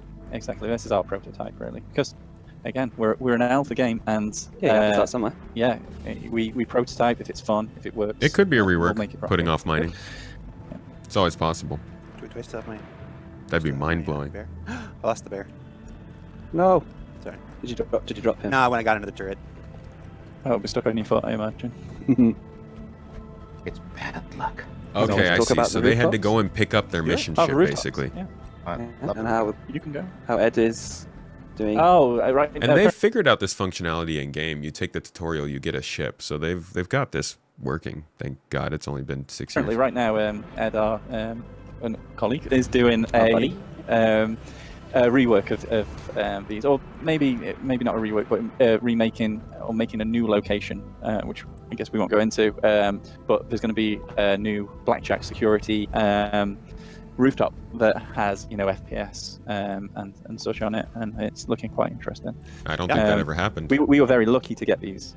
Yes, yeah. Because obviously the art team had all of this planet that is a city that Yeah, they had art you know. to make, which is hard enough. Yeah, and so we were very lucky to get as many of these as we did. But obviously they aren't up to like FPS scrutiny when you get close to them. But we are going to be continuing to evolve these. Nope. No. Nice. He got into a Pick very them up. Oh yeah. Disco Classic Okay, Star rebuild him. Citizen right there. There was a time when you were so much more likely to fall out of a ship than you do now. All right, so he's probably gonna go back to play. What are they talking about here? 2 class missions like that. I mean, this is like ready for a release. Obviously, we've been talking about the fact that the ship is not lent to you in the correct way. We'll obviously have to go back and address that. The rooftops themselves may get some, maybe that's not classed as the mission, but I tend to class it as that. The rooftops may get some more love. The UGFs will get some more love and many more varieties. We don't tend to really tier missions in that way because it's like you said, it relies on so many other things. It's hard to. Yeah, exactly. Missions are always a work in progress. All of them are. Right. The amount of times we've back in the Star Citizen 2.0 days when these all went in and were built in Flowgraph. You know, so like the Tessa Bannister missions and the security guard at Korea, and like, you know, there's missions, all the bounty hunting missions, PvP and stuff like that. They were all built in Flowgraph, and then when it came to turn them into Subsumption, we had to cut a few, or you know, just obviously focus again on the ones that gave us the most bang for buck. So like, I'm obviously Subsumption's here to stay. Thankfully, Yes. we won't be doing anything like that again. But you know, a huge thing could change in the tech that means that we have to rethink them or rewrite them or something like that. All So right, I'm, this is I'm just never going to talking say that. about. Let's get to the actual mission. There's just so much here that's not mission related. Make that. So what we want these missions to do, because they're so special, we think, like compared with the others, is like a player would maybe want to travel some distance, and maybe that's the impetus for them moving from Crusader to Hurston. You know, they get a mission giver mission, and and that makes them travel to a new location, and then they have a new adventures there. That's great. That's actually a really great one. The idea that like you have enough content around a planet to make it your home, and the way that CIG starts to get you to move around is they use little narrative devices that have mission givers sending you out to a new location. That's not, again, not unique to Star Citizen, but something else that would really help it to feel more natural. Evocati, good to see you in chat, dude. How you doing? Got yourself a water bottle today? Really good intention, but it does mean that a lot of people. Oh God, press F3. Press F3. Oh no! Don't touch. A lot of people. They can't see this, so that you're they can't see me messing up. You're ruining it. A lot of people like don't want to travel. So we basically offered a mission to someone who will not play it, and that sits there for a time on them. And someone else could be playing it. Like Jared really wanted this mission, but it was on Detox, and Detox may not have wanted to play it. So we have to be very careful about how we do that. We are offering it from, across the solar system. So if you want to play it, you should be able to get it from anywhere in that solar system. Whether it stays like that, we'll see. But I mean, you can be kind and immediately decline the invite, and then at least freeze it up for other players if you don't want it. But obviously, we don't expect that. We offer the invitation there, straight into the action. Look at that, seamless. Was that all hidden? Yeah, it was all hidden. Oh, it's a shame because the counter mission became available and popped up on your screen during that time. Yeah, but I wasn't gonna go against my friends here. All right. So. No, instantly forgot what I was talking about. Wow. Oh yeah, how you get the mission. Moons look a lot different. So right now, if you want to get these missions, any mission from a mission giver, the best thing you can do is Jared. God, I'm an excellent pilot.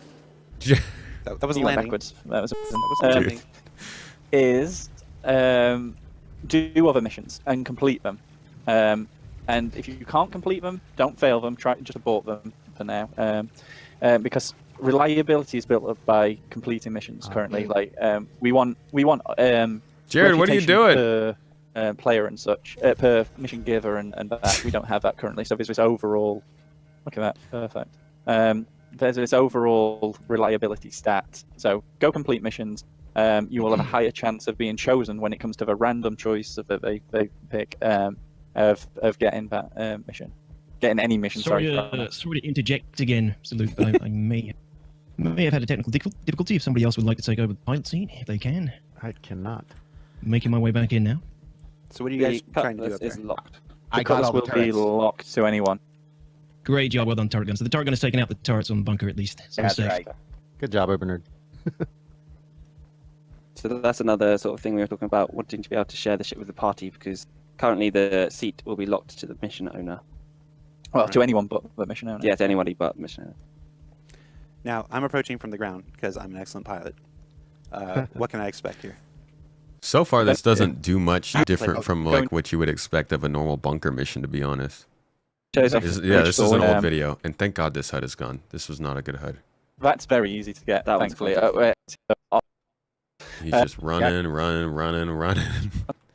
Hasn't changed from that. You will be hired to go in there and destroy the drugs by any means possible. Yeah, it's essentially the operation that Pacheco had heard of.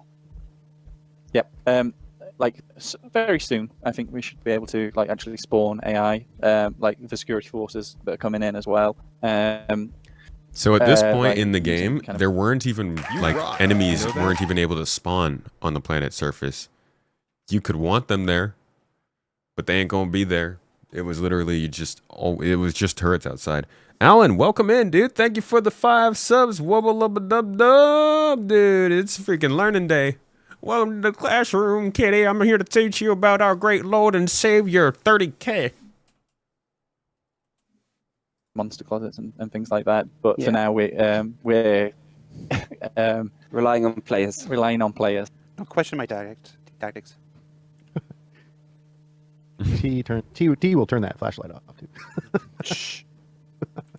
Teaching Jared the game. So Gareth fixed a nice bug a little while ago here, which was the turrets used to respawn the moment you went over like 800 meters away. Because what was the reason? It's my fault. No reason other than my fault. It linked it to the wrong action area. So there's a huge action area around this whole thing. Praise the orb, so brother. You don't see the facility pretty much if you go too far away.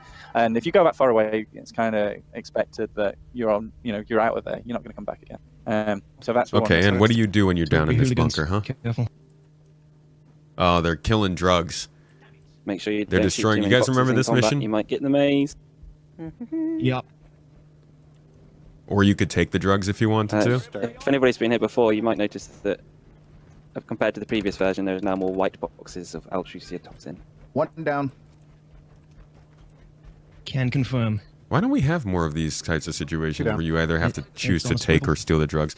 The idea here was you either take or steal the drugs, but the game itself, when you took this mission giver's mission, would actually present a potential counter mission to other players that they were allowed to take if they wanted to.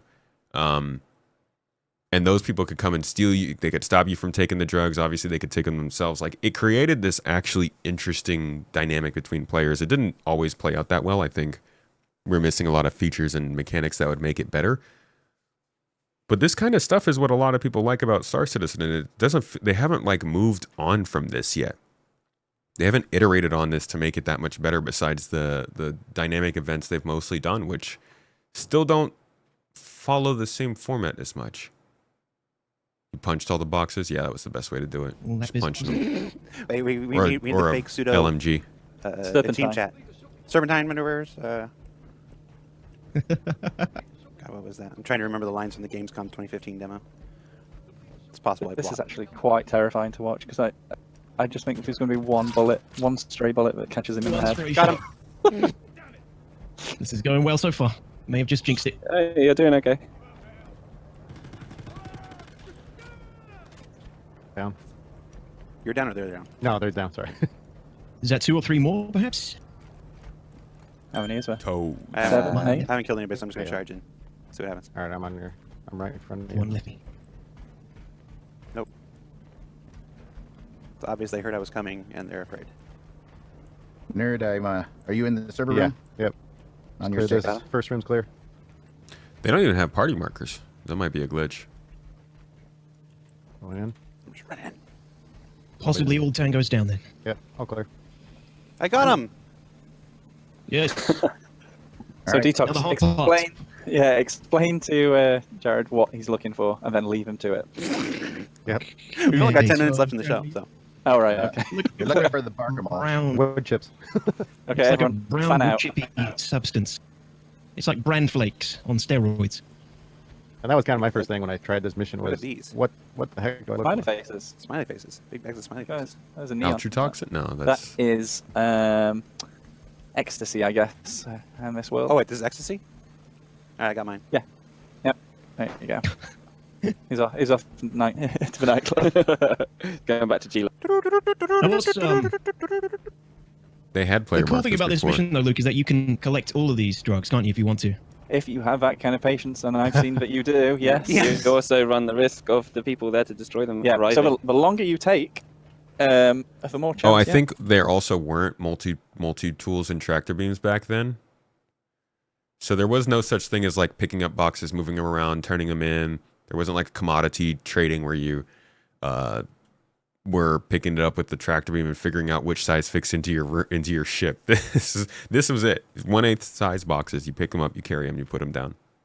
That you get shot in the back, or that you load up the lift full of all of these drugs, and the person whose job it is to come here and destroy them presses a button and gets delivered to him exactly what he all of your drugs, and they get annihilated. Did you have the package? I got a package. Has the barker mulch. So I don't think he has. I think it's red. That one looks quite red to me. I think we're looking for it's a darker brown kind of color, I believe. I definitely don't know. Whoa. Show and tell has Who it. sent the lift up? Nah, Jared's just going about his days. But it's very soon. Okay, they fought their way out. Wait, what? I don't see. Well, maybe I should hold this stuff then. Oh, you gotta hold this stuff. I gotta hold it. Yeah, that's right. Otherwise, Protect the package, people. Oh god, just don't knock me off the elevator.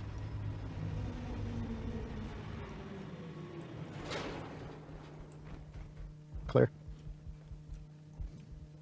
I thought they were shooting somebody there. There's the tricky part. I don't see any contact. Go find the killers again. I am with the package. He can't run. So now they take the ship back and they get out. Definitely worth your time if you know what to pick up and where to sell them. It's not worth your time if you don't know what to pick up that way, or where to sell the best place to sell them.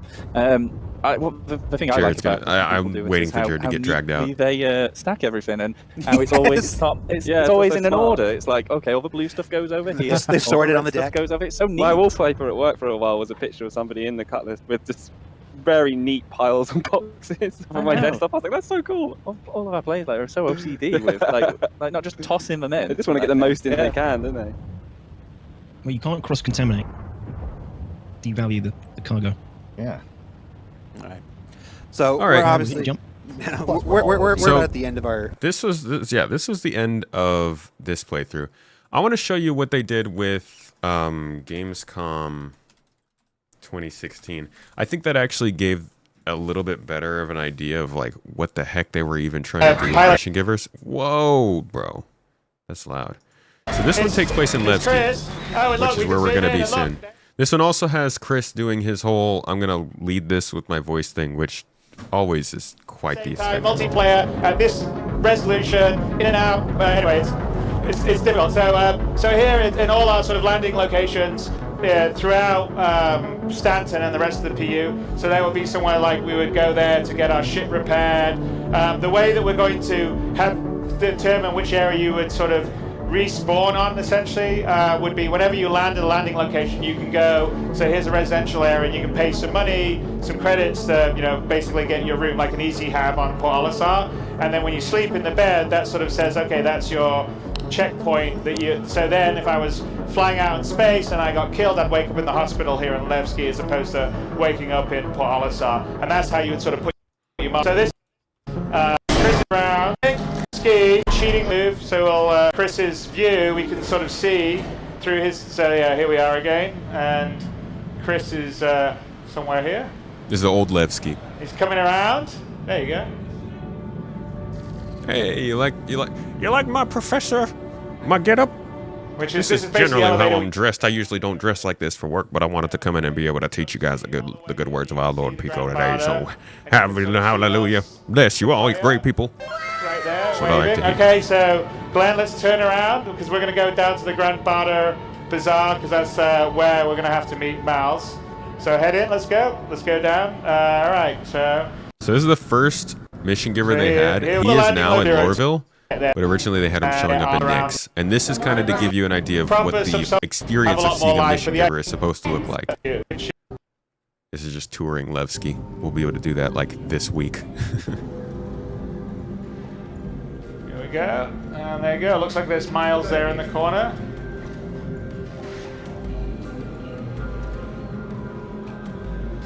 Glad you can make it. Grab a seat. Dude, this is 9 years ago.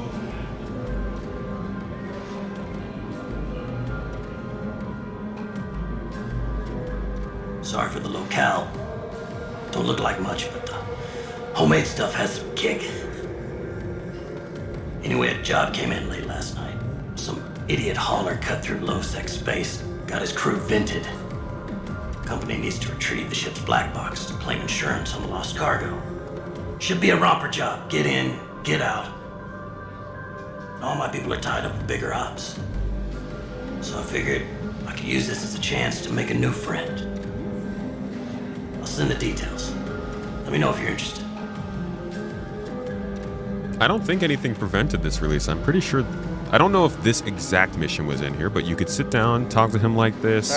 He'd have the drink, he'd talk to you, he'd give you a mission, you'd go out and take it. I don't remember how different it was from this, but this was in the game. There's the log. So the mission that we can take is the Dunder Sunbeam 4, which is a Starfarer. It's attacked by outlaws yesterday. Crew and cargo presumed lost. Unfortunately, the pilot deviated from intended path into a monitor space in an ill-conceived attempt to shave time off their route. That means Dunder Shipping needs the black box data retrieved from the wreck in order to be reimbursed by an insurance company for the lost cargo. So the funny thing about this is we have these missions in game. We literally during some of these events, you have to go to places, get a black box or something from a crashed ship and then turn it in. So they're not far away from it. It's really just like the character work that they need to recreate this with, like the missions, the mocap, the scripting, all that kind of stuff is really all they need to bring back Mission Givers and just package the missions up in a little bit more narrative. And that's what we can see them talking about somewhere in here with these monthly report updates. So I do think we're getting close again to getting back to this. Where the heck? Oh. So the deliverables, the black box data from the Dunder Sunbeam 4, and we'll be paid 3,000 credits for that. So it sounds like a mission we can take, so let's do that. What's that? Okay. Oh, thank you. There you go. Let's accept. Great. Here's the tracking address for the ship. Let me know once. So you go, you take the mission, you do your stuff. It takes you to this derelict ship. Around the moon and come across the space wreck. All seamlessly, all the rest of stuff. Going from one sort of operation on foot, FPS, EVA, spaceflight. So it looks like there's been full decompression and it's vented inside. You want to, yeah. And if we look at, yeah, you can see. We can see through the dark. There you go. You can see little Glenn outside. Let's start EVAing. There we go. All right, we're gonna keep going. Looks like. So you get inside, you run your objectives, you kill your people, you do your things. You look beautiful doing it. Why we don't have missions where you're exploring derelict ships, looking for stuff, fighting people? Again, it's not their priority. It's not that important, but it's so funny to think of what people find fun and exciting in a space game and to see how easy it is to make it. Not easy. How early in their process they're thinking of making those things.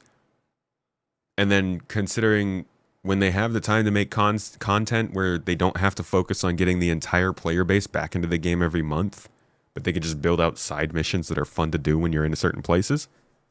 It's this stuff. It's just a whole bunch of this stuff with different ships, different crashes, different stories, different factions, different rewards. And I think this would be one of the best things they could do for the game. I really hope that's something that's coming along soon. All those things that are not their priority, I wonder what is. Server meshing. And Squadron 42. Those are their priorities. Remember that unfortunately didn't do too well. Okay, let's just push him out of the way a bit.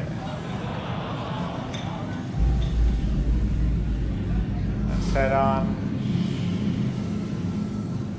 Let's try to find the captain's room so we can download the black box. And so, if those of you that have a Starfarer, have hung out around a Starfarer, you'll appreciate that it's not a small. A confusing mesh. Mess. What are we missing from server meshing? I mean, they need to get it dynamic, but like I was saying, it was their priority before. That's why obviously the development has changed this year because they reached that priority. But now their priority is just keeping people playing. And Squadron, of course. Okay, we're downloading the black box. Poof. Listen, I'm not saying server meshing is their priority right now. I was saying server meshing was their priority before, like in the time when we were doing these kinds of missions. They weren't doing as much because they were working towards that. That was not a statement about the current now. Server meshing is not their priority right now. Just want to be super duper clear about that. Download complete. So there we are, objective complete. We retrieved the black box. We just made 3,000 credits. What? Mission's now complete. The possible security job we had. And we've just now got a video message coming in. So let's listen to that, Glenn. Baldorn, thank you for the sub, dude. Hey, PK, subbed up 22 months on the sub, close to 2 years now. Time moves fast when you have fun. I'm glad you've been having fun, man. I appreciate you being around these parts, helping with the events and stuff and being in chat. You know, I'm just gonna throw this out, but I ended up talking to a couple of contacts of mine. Turns out the pack that hit that ship are squatting in an old facility on that nearby moon. I'm just talking here, but it's not crazy to think that they're keeping the cargo there. These outlaws are scum, so it's not like anyone will miss them. The company's gonna claim the insurance, so it wouldn't technically be stealing if you happen to head on down and take it. Again, I'm not saying anything here. I'm just gonna send along a location on that moon and do what you want. You really gonna say that over the horn, Miles? So we have a new additional message: reclaim stolen cargo if we want to take it. So we can like pull up our mission thing, and I think. Yeah, I think they got away from videos on the Moby Glass. They probably just always going to do them on the little comms panel in the corner now. Okay, let's do it, Glenn. There we go. All right. So now they make the journey. It's a continuing storyline, right? This is more of a do an objective, get a call or something, and continue on your objectives. It's kind of how Onyx plays out. This is how the Onyx facilities play out. It's just that we don't meet the guy in person. He just calls us. So they continue on. They get a dragonfly from that space wreck, and they actually leave the ship with it. So it's a nice little find, extra salvage. I think this is how they introduced the dragonfly too. So that was a nice touch.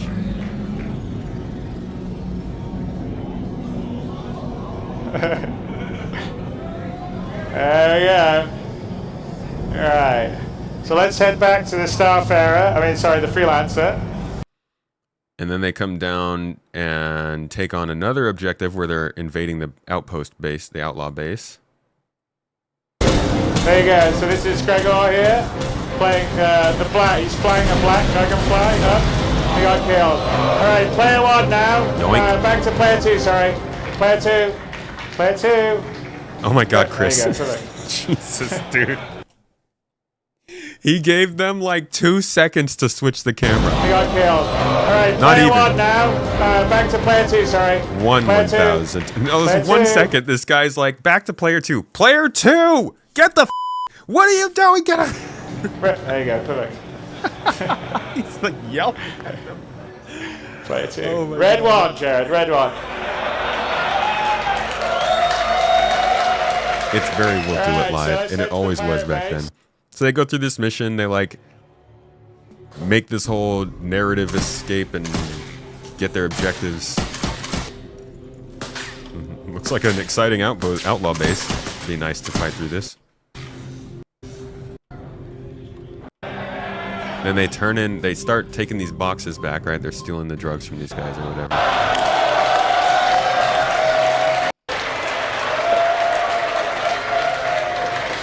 Okay, so let's see what they were hiding here on the base. Okay, here we go.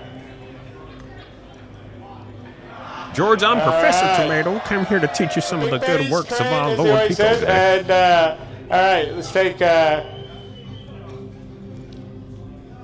So again, here's sort of an example of the inner thought. So let's pick it up. Feels like the Microtech sneaking mission. So... Let's be honest, man. This is the Microtech sneaking mission of 2019. This is the Planet Tech demo with the Sandworm of 2017. This is the Pyro Outpost infiltration of 2021. this is the featured showcases of 2023. It's all of the things. They just kept doing these kinds of demos, and people were oftentimes only believing little parts of them. That's why this year was kind of a breath of fresh air. Little grabby hands action.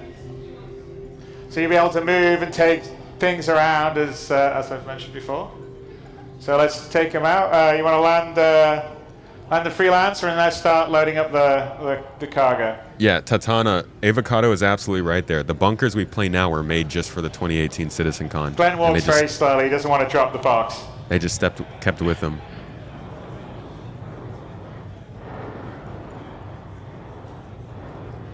Agreed, Lurch. I think that's why that format has stopped. All right, look at that. Right, come out the back there. Let's just put the box down at the base here to just Chris too much anxiety about keeping people engaged. All right. Don't know if what they showed this year we will actually get. Video message. Let's check that out. That's fair, PK. It feels more based on stuff they've actually delivered. Every year it seems like they advertise stuff that they haven't actually done before as what they're going to be doing again. But most of the stuff that they showed us for this year's CitizenCon feels just like a continuation of stuff they've already actually proved they can deliver. So it even if they haven't started delivering it, which they might this week, it definitely feels better than previous years when you were like, oh, they're going to start doing that this year. That's good. So, find anything good? If you don't mind, I'll just have a look myself. But he's still at the bar. That doesn't sound very good. Don't know about that. What do you reckon, guys? Ups to daisy. Looks like we got double crossed. Damn it!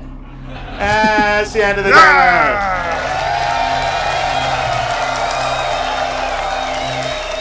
So that was the 3.0 gameplay demo, and really that was meant to showcase, everything back at this point was meant to showcase just that they had something going on. And while that did reflect kind of where they wanted to go with Mission Givers, they never quite got there, and even when they did, they were broken and just not making their way back into the game. So all of this basically to explain that, like, Mission Givers used to be big. They used to be important. They are something that a lot of people want in the game, but CIG has not done a good job of supporting them. Basically, I think they were completely locked behind the performance of the game. Server meshing needed to come in to allow them to really explain what they wanted to explain without the game falling apart doing it. So now that that is in the game, server meshing is here, and the game's more stable, it seems like they're turning back towards Mission Givers. And I think we're going to see him soon, with the first being Recco Battaglia. With that, I'm going to close out with this little bit there he was talking about Mission Givers. It's not a lot of good info, but just something to conclude with. Mission Givers are shady. Shady. Yeah. I'm going to do this again. Pilot I can listen to it louder. What I thought was a pretty valid complaint, quite honestly, in that, like, all the Mission Givers are shady. Shady. Yeah. They're shady, and this person's like, I don't want to play shady. Their word was renegade. They obviously play some Mass Effect. Because I don't want to play renegade. Because I want to be a good person. I want to play a good person. I want to take missions from good people. Why is everybody I'm taking a mission from such a piece of crap? And when you said this to me, I was like, surely there's... Yeah, they're absolutely right. Like, it's one I'll obviously raise with the writers, like, who come up with these mission givers, like... What, am I dropping someone else in it? Yeah, I have, haven't I? Oh, well. Yeah, but there are two security guys. Oh, no longer? Is this okay? Yeah, it's fine. Okay. I thought you touched something then. No. Right, so there is two security guys who are going to be on Horizon, whatever. Wilmslow. And nailed it. They that was good guys. You know, they're, I guess, our first... Their advocacy. Good guys. But so they were even talking about more mission givers coming in at the time. They just scrapped it. It wasn't working. They were supposed to be, I think, Eddie Parr at Microtech. And there was supposed to be 2 advocacy agents on Orison that gave you missions as well. Yeah, until you said that, I hadn't really realized they live in the grey. Like Battaglia, she's not bad. Bad. It's just not gonna. Yeah. Yeah, I think maybe the fact that she's in Levski and looks a little run down makes you think, oh, she's shady, but Yeah, but Tab is probably the most great. Pacheco is bad. Bad. There's no one altruistic. Yeah, there's no one altruistic. Yes, Yeah. Hurston is corporate greed, and I'm just going to default to thinking they're evil. Whatever. Eckhart is based on Phil Miller, so he's Thug. obviously based, huh? A thug. He's obviously a terrible person. Yeah. Yeah, but that's how they feel about mission givers. Okay, this is the wrap up of this topic. Hopefully they come in, and honestly, as is being mentioned in chat, hopefully they are instanced. We're going to talk about instancing here in a moment, and you'll hear kind of the culture around what they were talking about in terms of instancing, and you realize that back at this time, he may have mentioned it in that video we were just watching and I missed it, but it did not sound like they were thinking about instancing mission givers. They really wanted this to be the kind of game where you dealt with the complications of everyone being present. And so I don't think they were going to instance them before. I do think they will now, as they've talked about recently, but their communication around that's kind of changed. And that's what our next topic is going to be about here. What they originally said, what they've been saying in recent videos, what they said throughout that time as they got more and more close to that, and kind of how it's supposed to work with the server meshing. So there's your mission givers talk. Thanks for chilling and listening to it.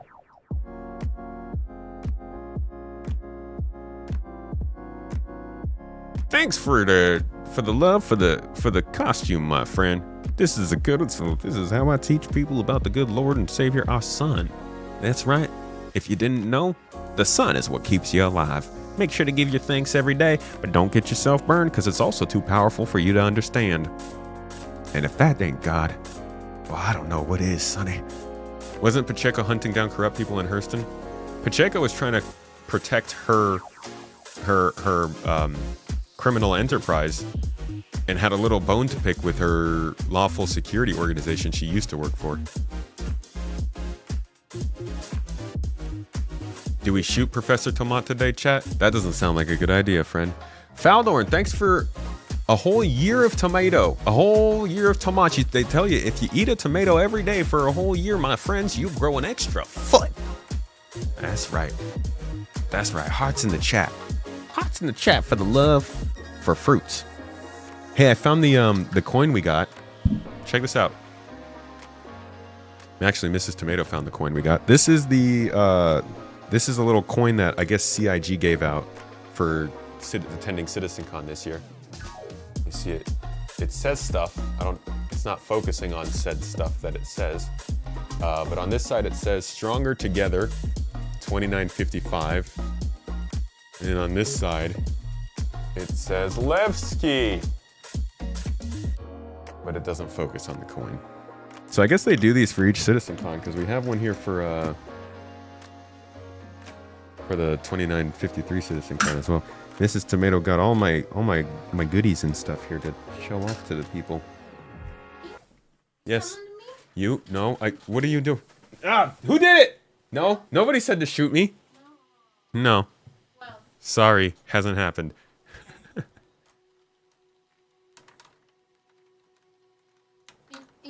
In case you forgot that it exists.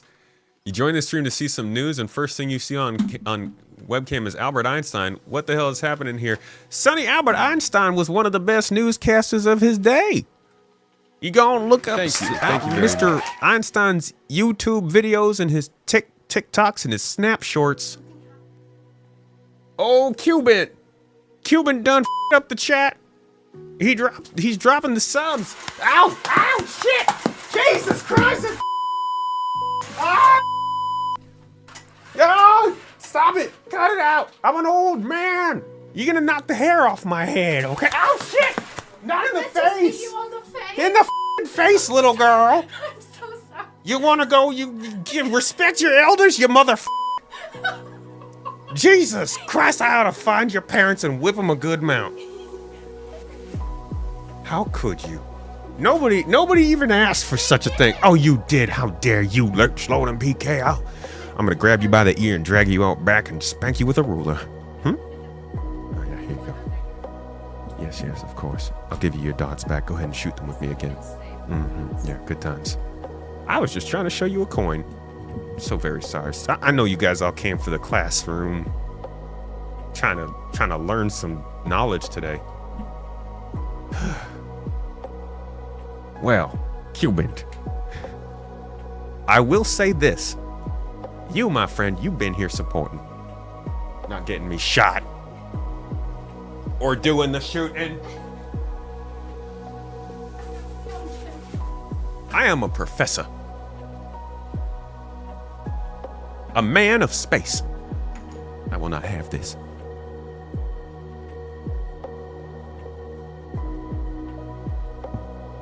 About to walk into a TOS violation there. It's violence. Such a violence community. Squiggliums, you gifted 5 earlier. Squig! Yo, I'm sorry. Thank you for bringing that one up. I'm sorry I missed that. Let me add you. Squiggliums.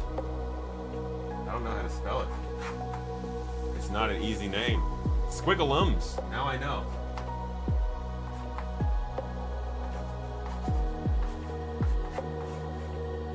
Squiggly whams. Squiggly whams. Squiggly whams.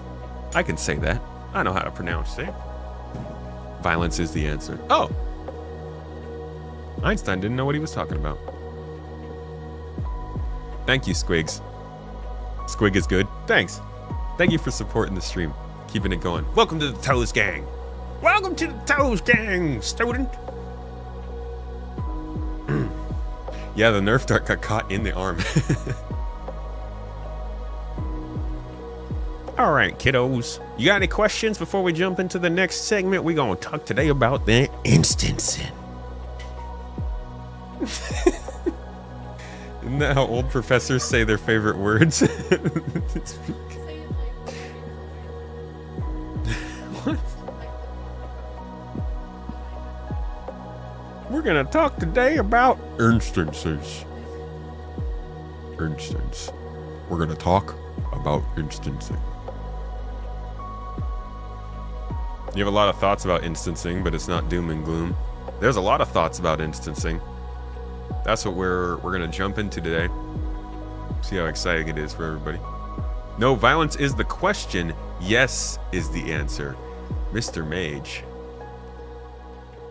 I'm proud of you. Listen, this here Sonny got it all figured out. Why are you even in my class? Go out into the day. Prophesize. Spread the good word. Violence is the way.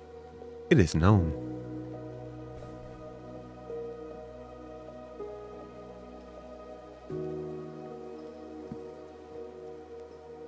If violence isn't solving all your problems, you simply aren't using enough of it.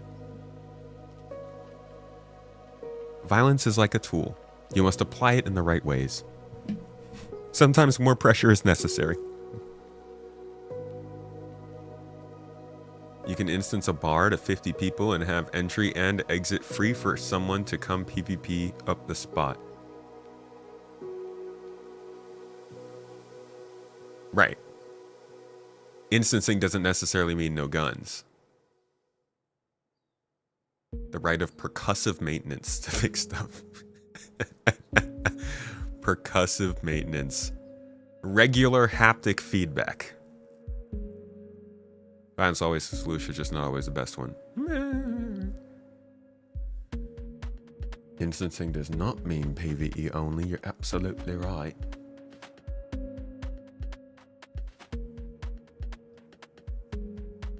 Welcome in, students. Today is another classroom in the School of Space and Delays. Sorry, It's another Halloween special. We're going to talk about the next subject of today, instancing. And for that, we're going to start at the first times that they really talked about instancing very much. Chris Roberts. This was the first place that they mentioned instancing and how it would affect the game. And boy, oh, gonna get it, Taylor, let me tell you, it has changed up. Oh yes, and back in my day, if you wanted to instance, oh, you had to go to the store and pick it up. Walking up way both hills in the rain, getting all soaked, your shoes are falling off, little families driving down the street yelling slurs at you. It was such a time. Smart people could not survive. Now you just type it into the little interwebs here, the doodads pull it up and you can read it right. It's like Chris is right here on the webpage talking to me about instancing. Welcome to Professor Tomat's class, where we're going to talk about how instancing has changed between the original pitch of Star Citizen, how it was talked about in the mid-2010s with Todd Pappy running the show, and how it's being talked about now with Richard Tyrer in charge of things, and the company more focused on content and driving people towards the game off of realistic plans and more probable outcomes. Let me just go ahead.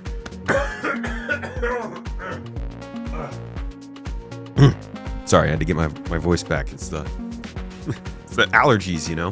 So, today we're starting from, like I said, what Chris Roberts said in 2012. This is 13 years ago now, almost to the day.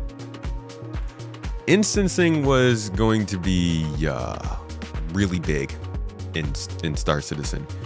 Originally, the whole game was going to be a bunch of instances. Here he starts out by saying that Freelancer, which is what this was all kind of being based on, was built to have up to 128 people in multiplayer, but as few of you know, that was more of a theoretical maximum than something that was really practical, especially in 2003. When he started building Freelancer, partly inspired by the work that they'd done on Ultima, the fun he was having was playing multiplayer games like Command & Conquer and Diablo. And he had wanted to bring the privateer experience into the bold new world of multiplayer. So basically, you know, you doing all the things that you want to do in a multiplayer environment. All this helped to get us thinking on Star Citizen and how it was going to balance the difficult balancing act of multiplayer and single player. Back then, single player was like Squadron 42 was within Star Citizen, but they also wanted to facilitate somewhat of a single player feel while you were playing. And we'll get to that a little bit further down here. If you guys want to go back and find, I made a video about this called, it just came out recently, Star Citizen Original. I don't know if it's going to pull it up. Yeah, this one. How the Promises Changed, Star Citizen then versus now. This goes really deep into this whole idea that they wanted to have instancing really break up the world and offer people a single player experience in a multiplayer environment. And it does feel like that's kind of what they're going for, but as you'll hear here as we go through this video, there were times when it really felt like they were leaning more towards everything being completely open and not really regarding privacy. And I think they're mainly still headed for that, but they've found this middle ground where they want to instance certain things and make sure to balance it out with properly prepared story environments. And the question now is really how far are they going to go with it? We'll get to that. So continuing on, Chris is saying all multiplayer games, whether they're persistent worlds like World of Warcraft or online multiplayer games like Battlefield 3, this is back when we were talking about Battlefield 3, y'all, and 6 just released. They all have a limit to the number of players that can be active in any one area or level. This number is usually inversely proportional to the amount of data that needs to go between the client and the server. For a game with complex physics and fully destructible terrain like Battlefield 3, the number of players that can be active in an instance is less than a game with less real-time fidelity like WoW or EVE Online. But in all cases, there are always more players than any one server instance can handle. For a persistent multiplayer world like WoW, the solution is to split up the player base into more manageable groups called shards, which are permanent instances of the universe that look after a certain amount of players.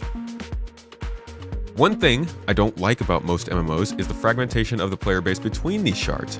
If you had joined much later than a friend of yours, there may not be room on this world instance anymore and you have to join another parallel one and so cannot play together. This is one of the nice things about EVE Online and everyone has the same universe. This is one of my main questions about their wanting to do instancing now, is like, they can create these sort of instances where people can get a curated game session, but what if you are in a group where you max out the instance? Will you still be able to join into that location as another player joining your friends? If you're not in the same party, will you be locked out? Like, how does that all work? It can really hurt the seamlessness of the game.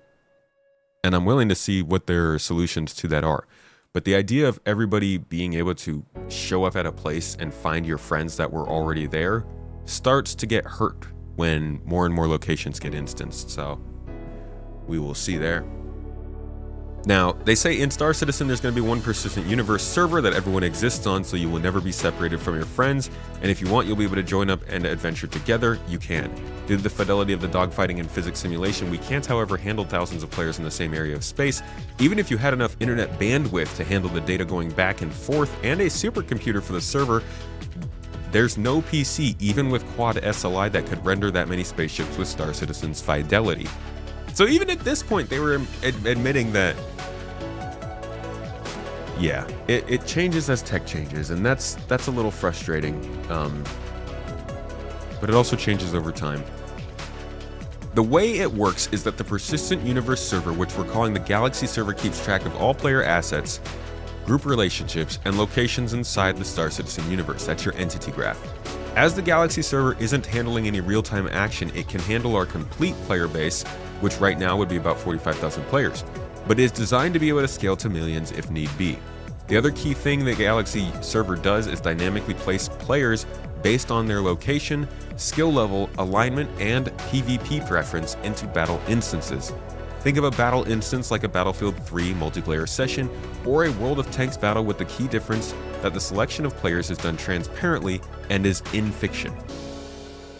So this is like matchmaking. You get match made into certain instances based on what you want. The thing was that everything was an instance. So, funny enough, they are actually turning back towards this model of the way that it's being described. But in this version, listen to how many different instances you'd be in. First, you'd start out on a planet, on Terra. You would be inside of the city, which would be its own instance. You'll be able to interact with other players via a chat interface. We haven't fully worked out the player avatar handling planetside, but the bar or private clubs will be where you can meet or chat with other players. The bars or the private clubs.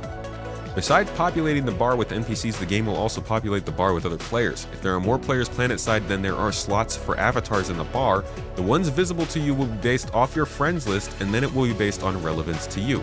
A player looking for a wingman, one from a small group, or maybe someone that you've been given a mission to hunt or find. So basically, if you're in like a looking for group thing in the back end, it would put you in this bar with other people who are looking for group. If you have friends in that bar, it would put you in their bar. But like, the idea of the original set was, they say everybody is in a universe together, everyone plays in the same universe, but this sounds like you would very possibly run into another group of people. Or not end up with your friends. I don't know. I think it's still a little bit weird the way that they're saying this. So you'd get your cargo and you would launch into space. If there are players already in orbit, there will be an orbit instance already created. So that's another instance around the planet that you're on. Think of this. This is the way that Starfield works, or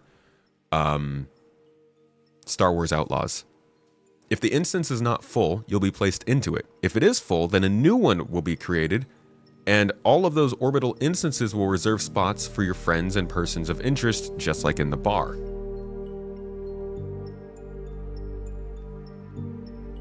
Once you're in orbit, you can pull up your navigation computer and set a course for your destination. If it's several star systems away, like Terra, the nav computer will chart a course through the relevant jump points. You'll be able to adjust this like on Google Maps, so if you click a different jump point on the system, it will reroute you, blah blah blah. Once you've plotted your nav course, your autopilot head towards the first waypoint on your path. At this point, you'll be headed back to the Galaxy server, back to that central instanced backend. This is determining whether you have an encounter with a hostile, someone that's tagged you as a POI, or a predetermined encounter on the way. Basically, probability volumes that we know of. This also determines if you're going to run across an ongoing battle instance that you drop into with a whole bunch of players. That happens in Elite Dangerous.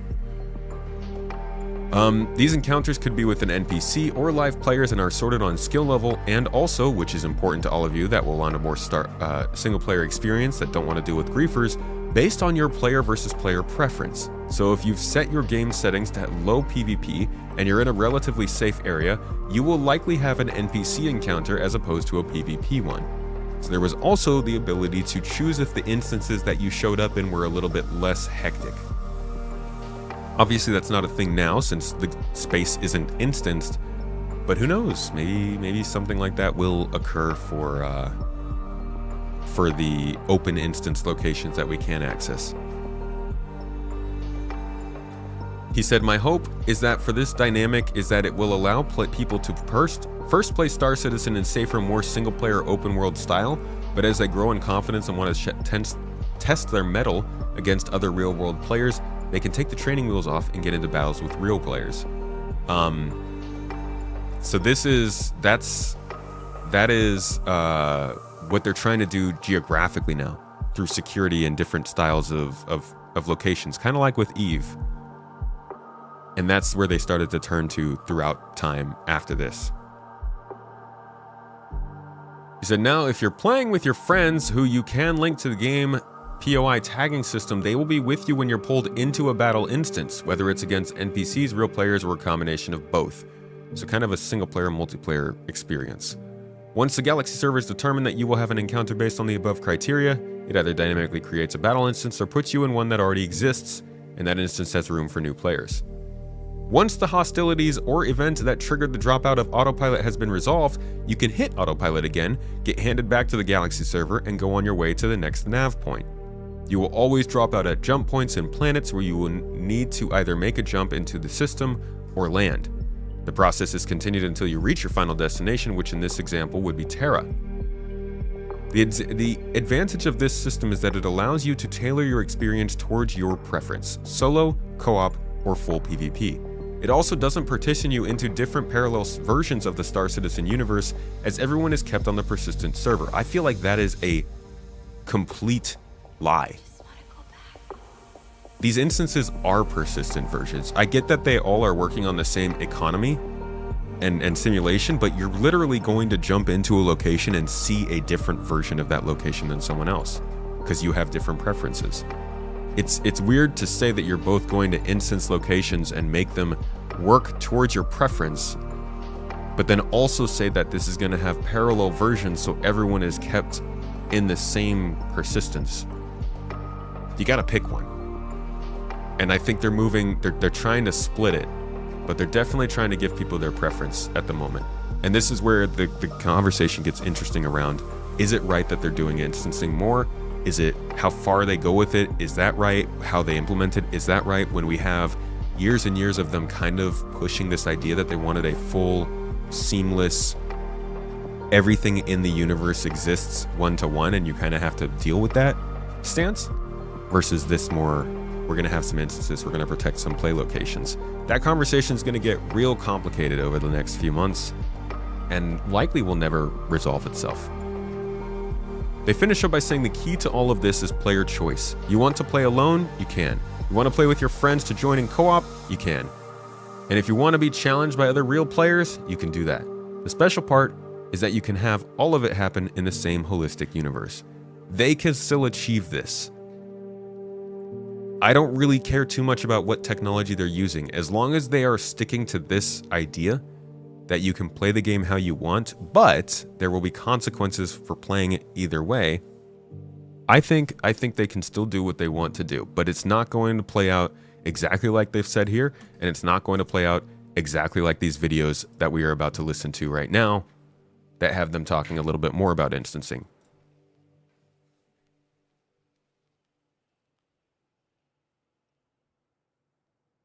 Right now it's sloppy instancing. Instead of instancing them into their own environment, improving performance, they sweep all the CZ stuff into a different layer of the shard, but it's still active and sharing resources with the rest of us. Honestly, I still like that.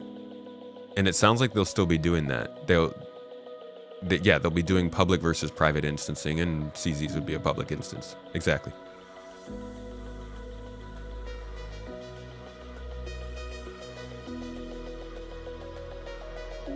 Preference is just plus or minus the chance of adding you in an instance with a murder hobo. It's the same thing for all other variables. It is, but it still changes the game at the end of the day. Because you might say that you don't want to be involved in PvP gameplay. Like, this is hypothetical, but let's say that you do say, I don't want PvP gameplay. And so the game says, okay, I'm not going to put you into any servers, any instances where other players say they want PvP gameplay. But for somebody like me, I'm not a murder hobo. I'm not going to attack you first. I am definitely not the kind of person to attack people who aren't attacking me. But I would still be put into that PvP instance. So me and the person who says that they don't want that, we would never meet. Playing different games. We're showing up at the same place, and there's not a chance that we could actually come to help each other or assist each other or get hired by each other. And that, I think, starts to change the way the game plays. That's why, like, if you're in public spaces, instancing that doesn't sound like a good idea to me. That might be okay with you. I'm saying, as far as what they're trying to tell me, that they're saying everybody's going to have the same experience, I don't find that to be true. Because obviously, when you can change the experience based on your preferences, you are not having the same experience as other people. I'm not saying that's right or wrong. I'm just saying to say that you're getting the same persistent experience, it doesn't track with me. Jaybird, nice icon, dude. Who's that? Good looking fella. You're a fan of the high-low nullsec rule? Yeah, I like that. I do like that as well. I like the geographic sort of using in-game methods of deterring people from doing certain things as much as you possibly can before you have to flesh it out in other ways. All right. Listen to this conversation. This is about a 5 to 10 minute conversation between Jared and Todd.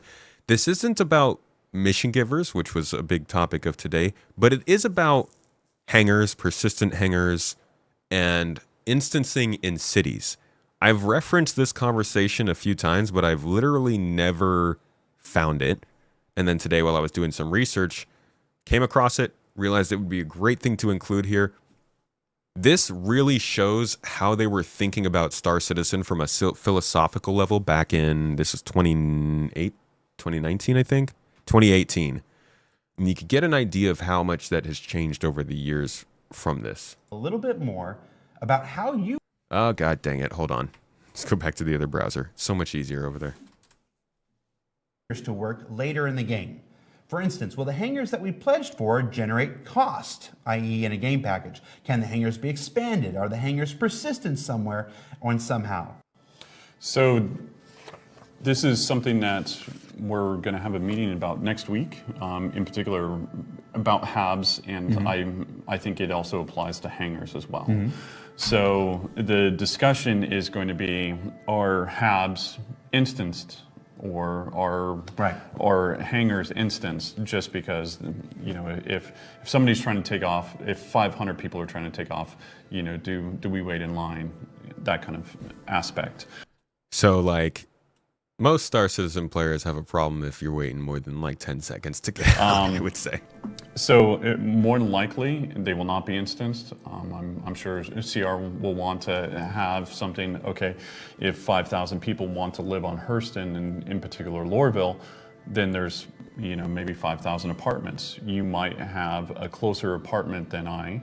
CR might have the closest apartment, kind of thing. I've got apartment 1138 way out on the outskirts. Exactly. So that's, you know, just kind of like the real world. And then we've talked about... Obviously, we've come far since then. I do wonder who it was that made the decision to not do that anymore. If they had to like convince Chris that that wasn't going to work, or if somebody else came in and was like, no, we're not doing it that way. Like, was it more of like somebody stepped in and said no? Or was it more of over time, it was a realization that it wasn't working out? Because we're instanced in our hangars now. That's satisfying all players, isn't it? And if you were a rescue type of player, you would have to join PvP instances to get those contracts. I mean, it's satisfying players who don't care about the persistent world. I don't think it satisfies people like myself who want to have more experiences with the people who are playing the game. At the end of the day, I am sad to be split up from other people. Not because I want to kill them and shoot them, but because I want to be involved with other people when the situation allows. I think it's a very cool holy grail kind of thing. And like maybe we're still at the point where human psychology and our technological advancements have allowed us to do that realistically. That might be the case, but I think I am not alone in wanting that kind of a game. And a lot of people were hoping that Star Citizen would be like that. But hey, maybe it's not possible. You're on the opposite side of the spectrum for you in that case. You mean like gameplay wise, like you don't want to play with anybody? These types of clips always confuse you. You can't tell if CIG is 10 steps ahead or 10 steps behind. Sometimes seems planned, some no. Yeah, I think it's different between the various things that they're trying to take on. How does that break the persistence? Because I feel like if I show up at a place, I'm not seeing the people who are actually there. If I get to a location that is instanced in space, for instance, that might not be the same location that somebody else sees when they get there in the instance. And I don't like that. I was attracted to that not being a thing. And I also still have questions about, let's say you have 30 people who step into a closed instance of Onyx facility, and you have one more friend who's friends with somebody in that group who's not the party leader, so they can't get a party invite, but they can show up on the location because they know where everybody is. When they go through the door, are they put into another instance? Or do they need to get a party invite? And if they need to get a party invite, does that expand the size of the instance? Or does the instance say, oh, there's too many players for this type of content, you can't come in? That's an MMO thing. I'm sure plenty of people who have played MMOs know how that would be handled. But when I was getting ready for Star Citizen, I didn't think that was going to be a thing, you know? So I think a lot of other people are in that boat and are seeing that sort of change and are wondering how that's going to change the way the game plays. You think judicious use of instancing can be a benefit, but you agree that there still needs to be a main focus on spaces being open and accessible by players, by everyone, and not closed off. We have instances in real life, like when a bar is full and they have to limit who can get in. That's not real. I mean, that's not really an instance like this, though. In an instance like this, we would just duplicate the bar. In real life, you got to go somewhere else, which could lead to another story. Maybe a place is too full, so you go somewhere else. You end up meeting the love of your life. If the bar was instanced, you wouldn't have met the love of your life. You don't want to have players running around in the same areas than you, unless you actually group up with those players. The mega server from Elder Scrolls Online ruined the game for you. While you like the story in the areas, you could simply not enjoy doing the quests because no matter the time of day, there was always at least one or two people in even the most obscure places. How'd you end up getting into Star Citizen? It feels like they've always tried to emphasize that was a possibility. Instances other than hangars should only be implemented in high security systems. What's the difference between dynamic server meshing and instancing as far as gameplay is concerned? Mainly that the dynamic server meshing was meant to keep everybody on the shard interacting with each other. Instancing allows a server mesh to be split essentially into separate shards. So in my mind, a dynamic server mesh would say, if you were on an NPC javelin in space and there were 30 people there, dynamic server meshing allows that javelin to become its own server, but all of the people on that javelin can still see each other. In fact, the javelin could become two servers, right? But it's still meshed so all the people could see each other. Now, if instead they said this javelin is instanced, it's not really there. If the javelin is a server on its own, floating above Microtech, you could leave Microtech at any point in any situation and go to that javelin, and you would find the people who were on the javelin. If it was an instance ship, then you would fly from Microtech and you would get to the javelin, and you could end up on a different javelin. You can have dynamic instances. You're getting ahead of me. That is part of what we're talking about today. In this letter from Chris, somewhere here we go. He talks about dynamic zone entities and simulation islands. So we'll be getting to that. I just haven't gotten there yet. They really should address the security-related matters and set the record straight. This is a PvP game. However, shooting at people in high-sec areas will have consequences. Live in null-sec, you can reap the benefits of those spaces. High-sec gives you the security of your own faction. Yeah, dude. It's like the best of both worlds. And it seems like what they want to do, but we're still waiting for them to really come out and, like, make it a thing. You got into SC because of what it offers in terms of ships and the amount of detail. Elite Dangerous, for example, lack ship variety and the amount of details it so much offers. Eve is PvP, so big red flag. Continuing to look around, SC caught your attention, and for now it's the best compromise. It offers the gameplay and depth you like, but comes with the downside of being an open world. Well, yeah, I think you're going to get a little bit more out of the instances there, but I do think that their philosophy is very much trying to mix people together still. At least that's, I guess I should say I hope. The only place it should be used is for progressing the story that is unique to the player being instanced. Agreed! We're not really the God mode here. Alright, let's continue on this talk because he does keep going about instancing hangers and habs and stuff, and it, again, philosophical. You want the hangers to work later in the game. For instance, will the hangers that we pledged for... God dang it. Sorry. On the wrong one again.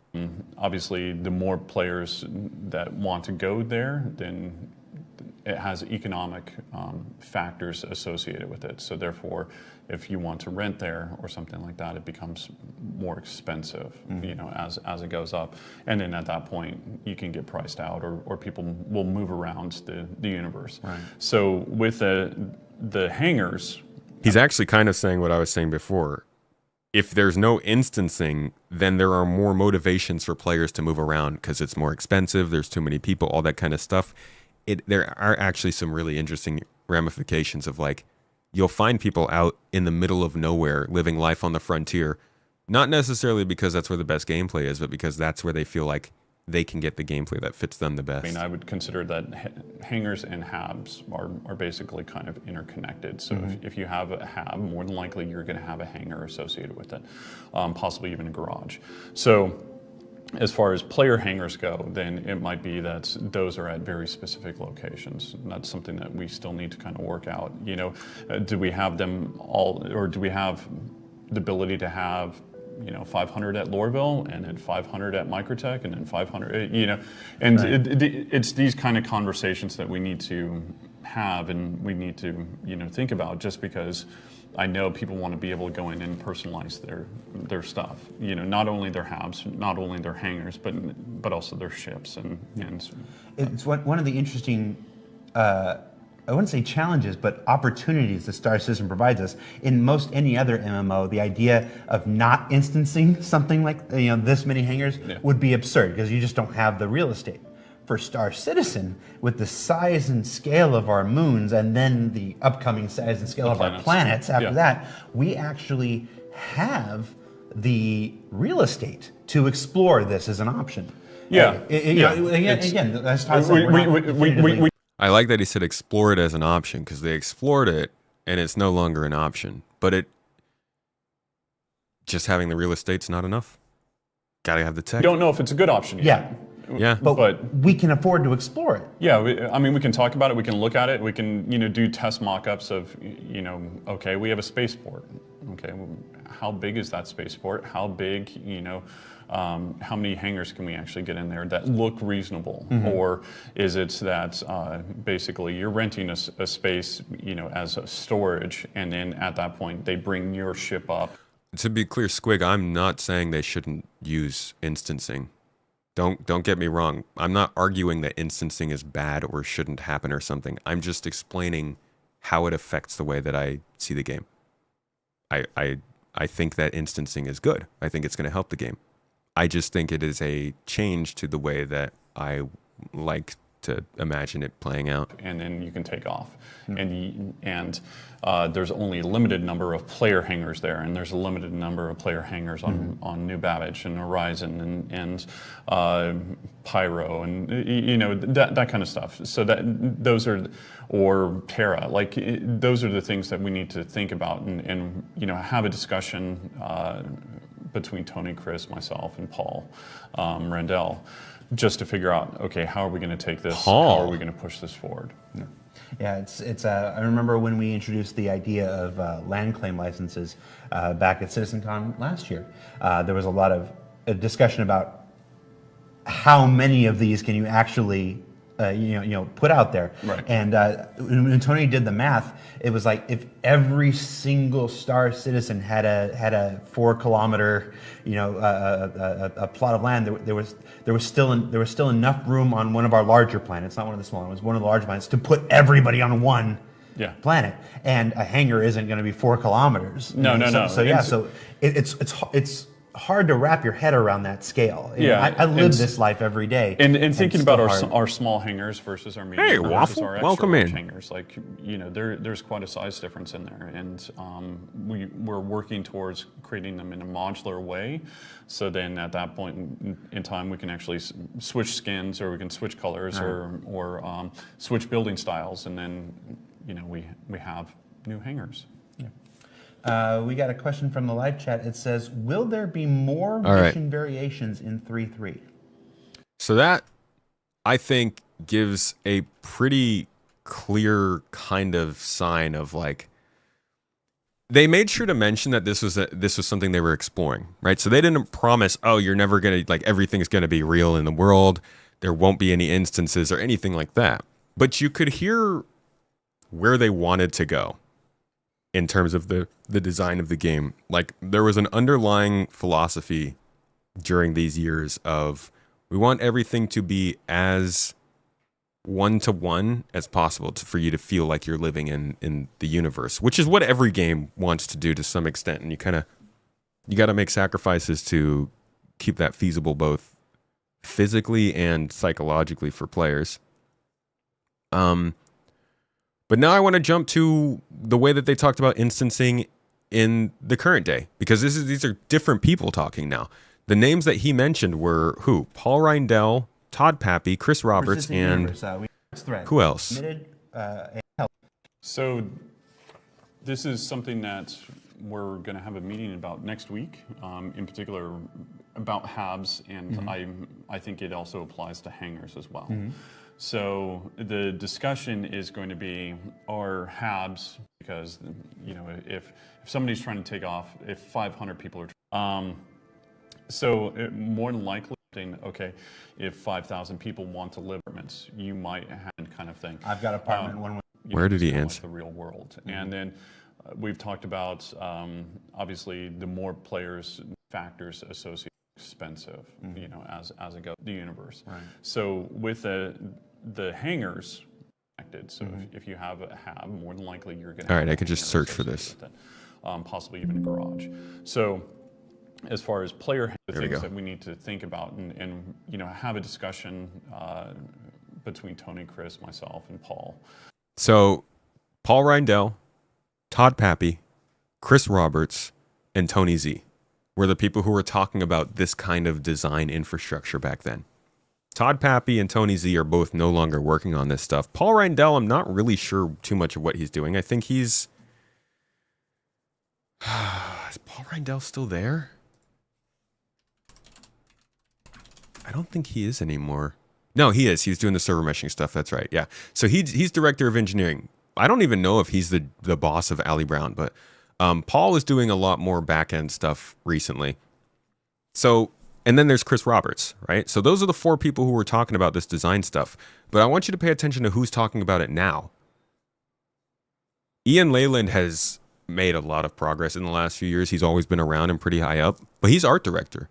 He's doing a lot more of the talking on camera, and I'm not sure if that's because he's interested in it, because he is moving more outside of art, or just because he's one of the people that can present on camera well. But him, Benoit, who is the CTO, obviously he's going to be involved in this, and the head of Turbulent, and Rich Tyrer is not a name that came up back then. He's not in this part of the video, but he's certainly involved in these kinds of decisions at this point. So but what about keep that in mind as we watch this. Not only is the communication a little bit different on this, but also the people it's coming from. And that could have a difference on it. What's up? Welcome in. Welcome to the classroom, kiddos. How you doing? Welcome in, Star Citizen class. See what they were saying. Where do we get to hone in and craft a bespoke experience here and there, specifically tailored to individual or small group play? Well, that's where instancing comes in. And I'm going to let Benji tell you a little bit more. We're bringing instancing to Star Citizen in 2026. Why are we doing it, and how will it work? So if you've played any content in 2025 in Star Citizen, you know that most of these areas were in actual PvP zones where other players could interfere. Instancing is a means to create an environment where designers can create tailored content that's tuned to a specific group size, but it is also protected from outside interference. Not exactly a performance thing. It's more of a gameplay thing. He's at least saying first for why they're doing this. It's not to say that we don't love PvP. I'm a PvP guy. PvP me, bro. But like most MMOs, a good balance between a dangerous overworld and a protected instances is needed. Right now, we don't have this ability, and this is something we really need in order to give you a sense of progression that is tailored and balanced to a tunable amount of groups, so the difficulty matches the group size. There's a beginning and an end. It doesn't mean that that doesn't fit in our overworld strategy, meaning getting to the instance is dangerous, exiting the instance is dangerous, or can be interfered with others. But at least when you're playing the content, we can actually make something that's curated for one experience. So this is very much about curating gameplay. It's not necessarily like they can't do what they were talking about before, at least that's not what he's saying. But they very much want to curate stuff. And I get that for stories, I get that for mission givers for sure. And I get that for hangers and halves. I think the most interesting thing to talk about here, and it's something we'll be going back to constantly, I think, throughout the years. One of the biggest things I want to ask in an interview, if I can ever get any of these older devs in there, is what Waffle Insanity said. It does feel like they had a vision at some point, and that vision was met with reality. And so they are making changes to fit that reality. But the big question for me is, the new people who are more tasked with actually delivering on the vision, or at least what the vision created during its time, is this change happening because there's just no way to reach the vision, and the people who were talking about it before didn't know it, or were just, you know, just imagining? Or were these kinds of things always in their mind, and they knew that they would need to do certain things to meet the psychological and technological requirements of this game, but they were saying that stuff anyways? You know what I mean? Did those people always think, we will have to instance mission givers, we are going to have to get story elements into places where people can try them in a curated sense? Or did were they stuck on the idea of what they wanted, and trying to deliver that, or fumbling to do so, is what took so long? The mystery of how the design of Star Citizen has changed over the years is such a goal of mine to find out. Just put on my journalist glasses real quick. I've got to get an interview with somebody at CIG who can answer these questions, because it's just really interesting to me. You think they thought they could pull it off, and then reality hit them hard? But then the question is, if reality did hit them hard and they thought they could pull this off, was it the newer members that came in and convinced them that they needed to change it? Or was it like a technological block that they just, it was impossible, you know? Did they call it in, and somebody was like, hey guys, we need to get a game finished? And in my mind, this would probably be Rich Tyler. It feels like would have been. Was he at some point like, this isn't going to work, we need to change what we're doing and do this? People like him and Benoit? Or was it the original people who were like, crap, this isn't working, let's change? And it was just that other people were also involved in that changeover. You think it came from realizing 600 people now instead of 100, and 100 people running to an outpost for a starter delivery mission or NPC contract just won't be a good experience? But they already knew it was a problem. They didn't even have to wait for server meshing. They knew once they did Siege of Orison that they needed to start making these compact gameplay experiences. You think part of it too is the way they want mission progress to have persistence incrementally, so like you can come back to do it later. This design has been in place since Kickstarter boss fight.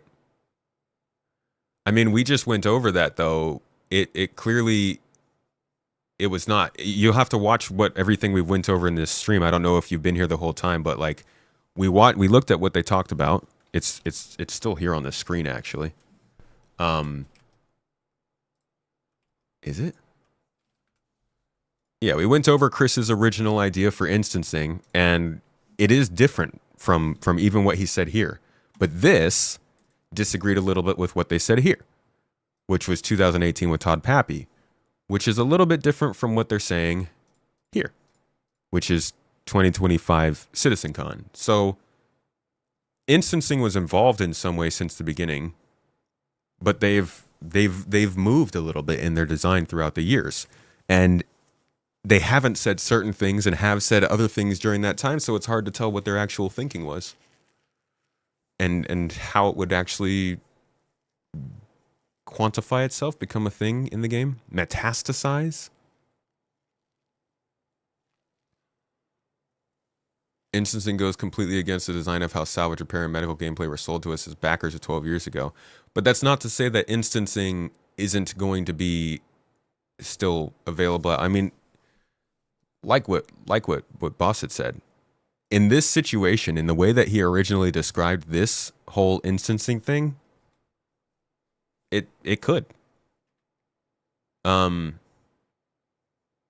It could be going off in the complete opposite direction of where we were headed. They could make instanced asteroid fields where you do go and mine. And it's basically just that, like, the people who want to go there have selected that they like to go to those kinds of places. But then you got to say it at that point, why are you going and mining in an instanced scenario? Is that because you want to avoid PvP? Because the instants aren't anti-PvP. You could still use a mining laser in an instance, so you could still get attacked.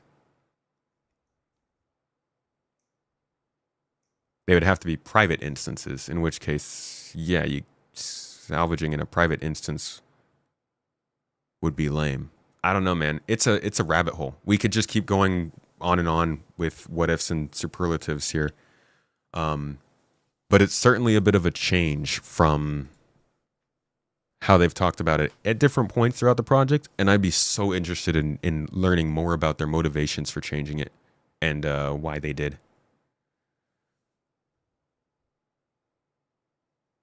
Always been clear as mud, yeah. I think that's part of it. It's like there's no one document that tells you all. You could look at this document, but it's from 2012, and what it talks about is just a hybrid of what they're doing today. I don't know, man. So before anybody says this is only a PvE thing, this technology can also be applied to unlock curated PvP experiences that are as seamless as the PvE ones. So it's not about one thing or the other. It's really about unlocking developers' ability to create curated content. We are assuming a lot. So that said, how will it work? Instancing is really an evolution over static to dynamic meshing. We want your instances to be as seamless as your instance hangars, meaning that when you take an elevator, you exit the elevator, you're inside the instance. A gateway opens, you cross that gateway, you're now into your instances. Could be also a quantum jump into an instance that you don't even see. The transition is just like a dynamic mesh transition. And so throughout the universe, we will be able to add these areas that are open or closed instances that allow you to join in either with a party and have a reserved instance for your party, or join in open instances that has a number of slots. And so some of those areas will be completely instanced on different servers. This allows us to leverage the compute power of the entire mesh. The closed ones will be really to drive one piece of content. You enter and exit seamlessly, just like we do with your instance hangars currently. That's where it's going to be most interesting. Actually, no, both of them will be. Open instances is going to be interesting as well. Because it's like, in terms of dynamic server meshing, if enough people showed up at a place, it would just spin up another server. In this scenario, if enough people show up in a place, does it spin up a new instance, or does it make the instance bigger, or what? There's just so many questions that come from this. Go and find out what one of our first instances will be. Siege of Arisen was an event we did previously, which created a gameplay scenario where the player had to run through. It is like a version of dynamic server meshing. I agree with you there, and it does sound like that's what he's implying too. It's a sort of transitionary phase and implementation. It's like a use case of dynamic server meshing. But I never imagined for the implementation of dynamic server meshing that I might cross a server and disappear, or that somebody else might cross a server and disappear. And I'm wondering if that is going to happen with this kind of stuff for the open instances. Contested Islands of Arisen. This was a high-paced, high-intensity event, but it struggled a little bit from its technical execution. But now with the introduction of instancing, it gives us an opportunity to evolve it and modify it and make it better for you in a small group to work through that activity. It is an event that I had the honor of pretty much solely designing and building all of the logic and having the stress of trying to get it working. Agent Dooley from the CDF puts the call out for volunteers because basically the Nine Tails have taken over sort of a cluster of floating platforms in Orison. And you are there to kill these sort of lieutenants of this terrorist organization and take back control. So in our current thinking, Siege of Orison is designed for about a 15 to 20 people fire team. So you, your friends, or your org will go in, you'll all have sort of dedicated roles. Some of you might be the tank who brings in the heavy weapons and sort of pulls the fire. Some of you might sit at the back and be the sniper and pick people off who are a bit further to make the advance easier. Some of you will be the medic who sole job is going to be revive and look after the rest of your team and the health of them. And some of you will be the people who push for the objectives to try and get sort of most of the mission done. The event was designed for about 15 to 30 people, but when we released it, we fixed the problem with 2 DGSs on one server that was fighting for resources. And with that, we also upped the player count to 100. So when it first debuted, it was already too full for what it was designed for. It was a massive operation at the time. I think that bringing it back and giving it a refresher will be a fantastic addition back into the PU. So imagine if Siege was a instance that you could go in and play solo, or if it was a public event that you could go with your friends, or you could join up with random players on the server. There's lots of ways that we want to take a look at Siege, how we can make it a more approachable piece of content. I'm excited, to say the least, to bring back Siege of Orison to Star Citizen and to sort of have it be one of the first tests that we have for instancing and really get it back to sort of a core experience point where it should be. So while the next season is quite heavily focused on Nyx, I'm also very happy that we're not really ignoring our other 2 systems of Standard and Pyro, and we're going back there and we're sort of improving and expanding on the player's life in those 2 systems as well.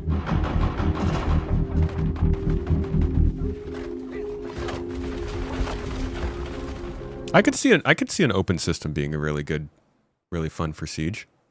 Yes, and while things like Genesis, interstellar hauling, crafting, Siege of Orison, and more will reveal next year, we'll continue to bring life into the existing universe outside of Nyx. There's still one more exciting use for instancing we're building right now. It's an earlier look than normal, and some of it is still in white box, but we're excited to share the first look at a major content release of 2026, and what it means for progression-based gameplay. As an evolution of our Building Interior initiative, you won't discover it by accident, because when it's complete, it will be found deep within the heart of Levski itself. That actually sounds like something that I'd find by accident, not gonna lie. Like I'm just wandering around Levski and I come across it. We'll see. We'll see what happens here. I do think that instancing can be used to really improve certain situations in this game. I think depending on it, a lot is going to very much hurt a lot of what made it unique to people and what drew people in. But from what we've learned so far, I'm not getting that they're doing that. I certainly can hear the possibility of it, but I am not convinced that they're just going to go in and like replace everything with this tech. I think there's still a lot of love for the open world, and the content that you can have within it. So there's so many questions. Like Squig said, they're confusing it too by talking about technological reasons for doing this and technical limitations, like how Siege of Orison didn't play well. But then also when he opens up, he's kind of explaining that their main goal here is to create curated gameplay, which kind of has some crossover with the tech. So is it the limitations, or is it the game design? It's sort of the same way they delivered the news about how they want to change the reputation system. Sounds like a little bit of both, but they know if they lean into the game design, if they lean more into the game design explanation, it doesn't come off as straightforward. So that a lot of times the messaging goes around the technological side of things. But yeah, I think there are reasons for this from all different directions, and it's good that they're making a central statement about it here at CitizenCon. These are the kinds of things that CitizenCon is for, making sure everyone gets on the same page with things. Wish they would do this about reputation or security or anything like that. But that is the news we have right now, and what I was going to go back to here was just something they mentioned when they were first starting to test server meshing. They talked about where it would go after dynamic, which could have something to do with instancing. Listen in here. At first, the servers will be bound to fixed zones, that is, static server meshing we have. But we will quickly move to dynamic server meshing V1, where we assign servers dynamically to entity zones based on gameplay and simulation load. This will be much more efficient use of the servers in the cloud, as you only need servers where their players are, whereas a static server mesh, you have servers designed to zones, even if there are no players there. Dynamic server meshing V2 will take the dynamic assignment of servers one step further by subdividing entity zones into simulation islands. They say this is organizing the dynamic objects into one zone or local grid into different groups based on which objects can interact or collide with each other. So you're getting more small dynamic servers, allowing these islands to be distributed between the servers to again help balance simulation load. They very well could use these simulation items as instances, and you can instance very small amounts of technology and have them running on different servers and have that transition between them be seamless. But it's just hard to know. We don't know. So that's about what I have for you in terms of instancing, how it's been discussed, how they've been viewing it, and all that kind of stuff. I would definitely do some more of your own research. I'm sure I didn't find all the videos and stuff, but there's a deep dive into it.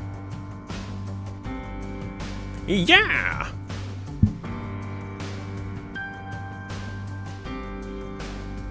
Remember the PvP slider? I know that they changed the definition of the PvP slider.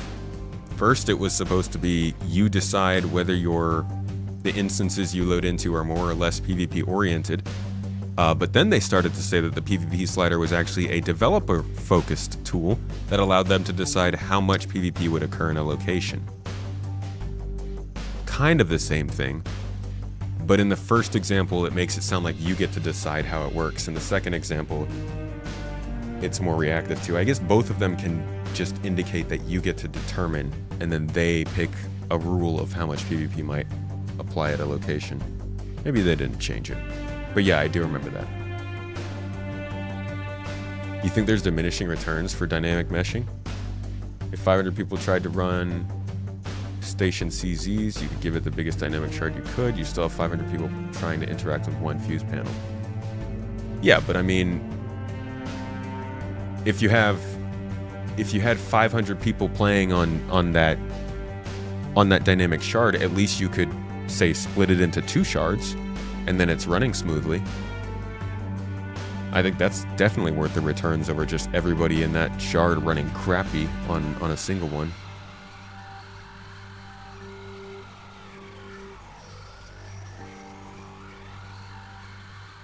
Always been curious as to how the game will handle a situation with a multitude of capital ships loaded with players, ships, and vehicles all in the same location. I think that's what this is. The simulation islands stuff. Fleet battles. Oh yeah, that's what you said, Matt. Love the outfit, thank you! I'm the professor today! Teaching the things. moving along. All right.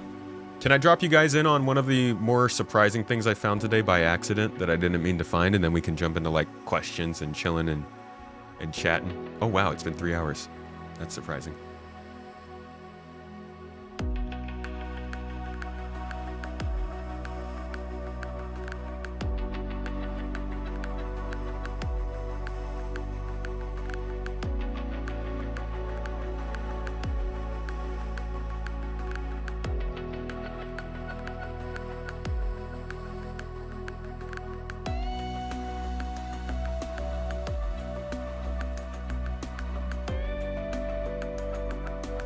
Yeah, this is where our timestamp is. This will be an interesting one, guys.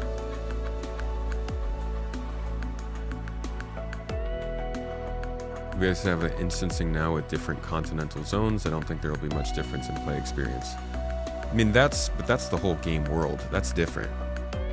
You can instance out the game world, and then you know for sure if you're on one game world or another. But if you jump into a game world and you're thought process is everything in this game world is available to me, instancing basically means it's not. And the first version of that happening was with hangars, which didn't bother people because hangars are hangars, you know, nobody really wants to go there. But if they did start doing that to other locations, that's when people start to notice a little bit of a difference in how they're playing the game. Didn't know they let the homeless on stream. Excuse me, I take plenty good care of my hair. And this mustache? You think this gets grown by neglect?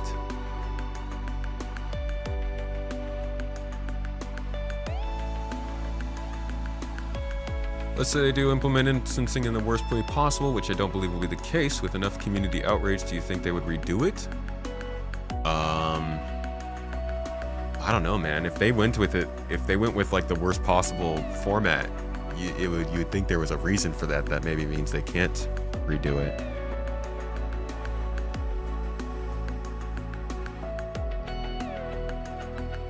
Oh, you're talking about Jared.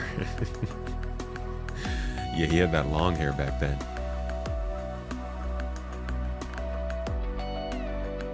Foreground music is 15% too high. Thank you. It's like you guys would like a negative 27 decibels then.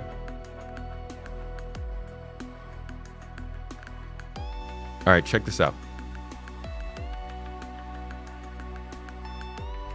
The quantum economy is one of the most elusive promises of Star Citizen to date.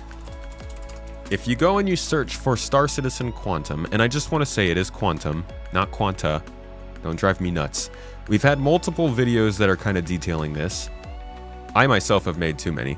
But the first time we heard about it was here, 2019 CitizenCon, where they talked about all kinds of stuff. How they would have these AI in the background, known as Quanta, that would simulate buying and selling and working and pirating and security and all that kind of stuff. And this would create missions, it would create danger, it would create risk. It would be the dynamic simulation in the background that would drive whether or not you run into people or certain things happening throughout the verse. You know when you're like playing one of these RPGs and they have these little things that happen and they can drag you into a new story, kind of? That is this system. That's what it was all based around. And the most recent time we've heard an official presentation on it was 2021, where he actually came out, Tony Z came out and described all these systems and what they are. It's a simulation of the game universe, and its purpose. A quick review. Quantum is a simulation of the game universe, and its purpose is to allow things, the price of goods at a given shop, the amount of piracy near a landing zone, or what missions are being offered, to evolve and change over time in logical and realistic ways. It does this by simulating hundreds of thousands of lightweight NPCs called Quanta, whose AI logic is focused on just those aspects needed to produce the required information. This is why I always stress that it's not called the Quanta simulation, it's the Quantum simulation, because Quanta are the AI. Based upon a small list of attributes, each Quanta makes its own decisions. Don't worry, I've moved on to events now. Shops and jobs as players. The simulation will need to calculate many millions of decisions per minute, and thus the AI behavior of Quanta is focused on the most economically impactful details, which lets Quantum focus all of its processing power on just those things that truly matter. Okay, So, if we go to the end of this presentation, he actually talks a little bit about these guys getting implemented into the game. Let me see if I can find where that is. Is that here? There's often a lot of service work involved in allowing new types of data to flow between Quantum and the game. With iCache now largely complete, we've been able to shift some resources around, and within the last month have now doubled the number of engineers working on the systemic functionality. As a result, we're now in the early stages of a number of critical new services, including everything from the air traffic control service that's required for server meshing, to the NPC scheduler that will enable dynamic populations, to the virtual AI service that is necessary for the next major feature I'm going to discuss. Virtual AI, which we still don't know about. I also got to mention, he mentioned the ATC service needed for server meshing, but how funny is it that we got server meshing and then they were like, we need to work on the ATC service? Thought y'all were building that for the server mesh. What I'm looking for here, though, is next steps. Next steps talk. Next steps. I think that would barely be right around here.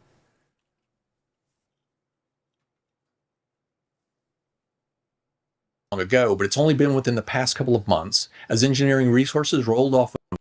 There we go. And we expect to go live. All right, this is key. Remember, this is 2019. Or sorry, this is 2021. And increased fidelity in areas like quanta attributes and the spatial positioning of resources have allowed us to improve the accuracy of its output. We're now in early stage testing to allow Quantum to start pushing the first few bits of simulated data out the door and start impacting the game. And we expect to go live with these efforts later this year. The first stones in the Virtual AI Foundation were laid long ago, but it's only been within the past couple of months, as engineering resources rolled off of some other major initiatives, that the implementation effort has really started to take off. This technology will allow vNPCs the freedom to operate and evolve independently of player actions and open up all sorts of new gameplay possibilities. Bounty Hunter V2 will be the first feature to exploit Virtual AI, but it's really just the tip of the iceberg insofar as what we eventually plan to do with it. Some of the Virtual AI Tech Foundation will beget other important features, like the ability to dynamically adjust the size and composition of the populations at landing zones. Dynamic events are the culmination of several major technological components coming together, from the Dynamic Mission Service to Quasar, and are already a reality. We shipped the first one, Xenothreat, in the first quarter and have a number of others at various stages of development for release later this year and next. See, dynamic missions at that point did feel kind of like a test or like a precursor to where they really wanted to go before they realized that it wasn't quite getting the job done they wanted to. And that's when they started to shift more towards the more permanent content and missions and stuff. Many of these initial releases will serve as testing boards for new features, from shop and probability volume. But like, as you can see, they even instancing Siege of Warson because it didn't work quite how they wanted to, I think. Fires to spawn closets and the dynamic generation of nav meshes. Dynamic events give us the ability to modify the universe in dramatic or subtle fashion whenever we want, and to seamlessly blend those changes into the quantum simulation so that everything looks and feels natural. All of this will ultimately mean a more interesting, realistic, and exciting universe for you to explore and experience. I hope that this presentation has given you a good sense of what we've been doing over the past year and what those efforts will mean for the game in the coming one. Yeah, so they were definitely adding things that were related to the quantum system back then, and it was very exciting because, like, there's so much riding on the background simulation. Like, we're supposed to be driven forward by an NPC system. We're supposed to be rescuing NPCs, running missions for NPCs, all that kind of stuff. Obviously, there's a player economy too with crafting and base building, but this is a pretty important part of the game. So, color me surprised when after he's talking about this and kind of, I think he mentioned the team getting bigger. Simulated data out the door and start impacting the game, and we expect to go live with these efforts later this year.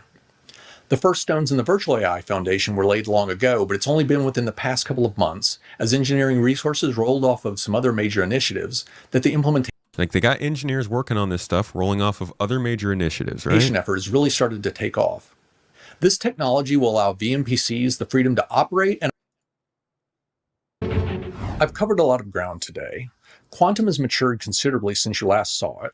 The performance issues have been resolved, it's been made compatible with our backend infrastructure, and it's now communicating with numerous gameplay services. So, like, it was pretty substantial efforts that they were putting into it. It seemed like it was moving along. But, like, this is the next year. This is July 15th, 2022. Listen to this little conversation about the quantum system that Jared has with the game director at that time, Todd Pappy, who was also talking about the instancing stuff here. There and stuff. So yeah, it should. very cool. I mean, obviously, there will be points in time where I guess be closer up here, I think. For 317.2 FPS AI, right. can you go into detail about what you're doing to help the FPS AI be less bad? Oh, wait a second. Hold on.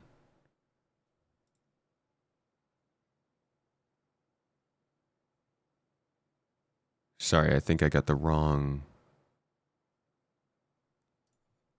God dang it. Let me make sure I got the right actually spot here.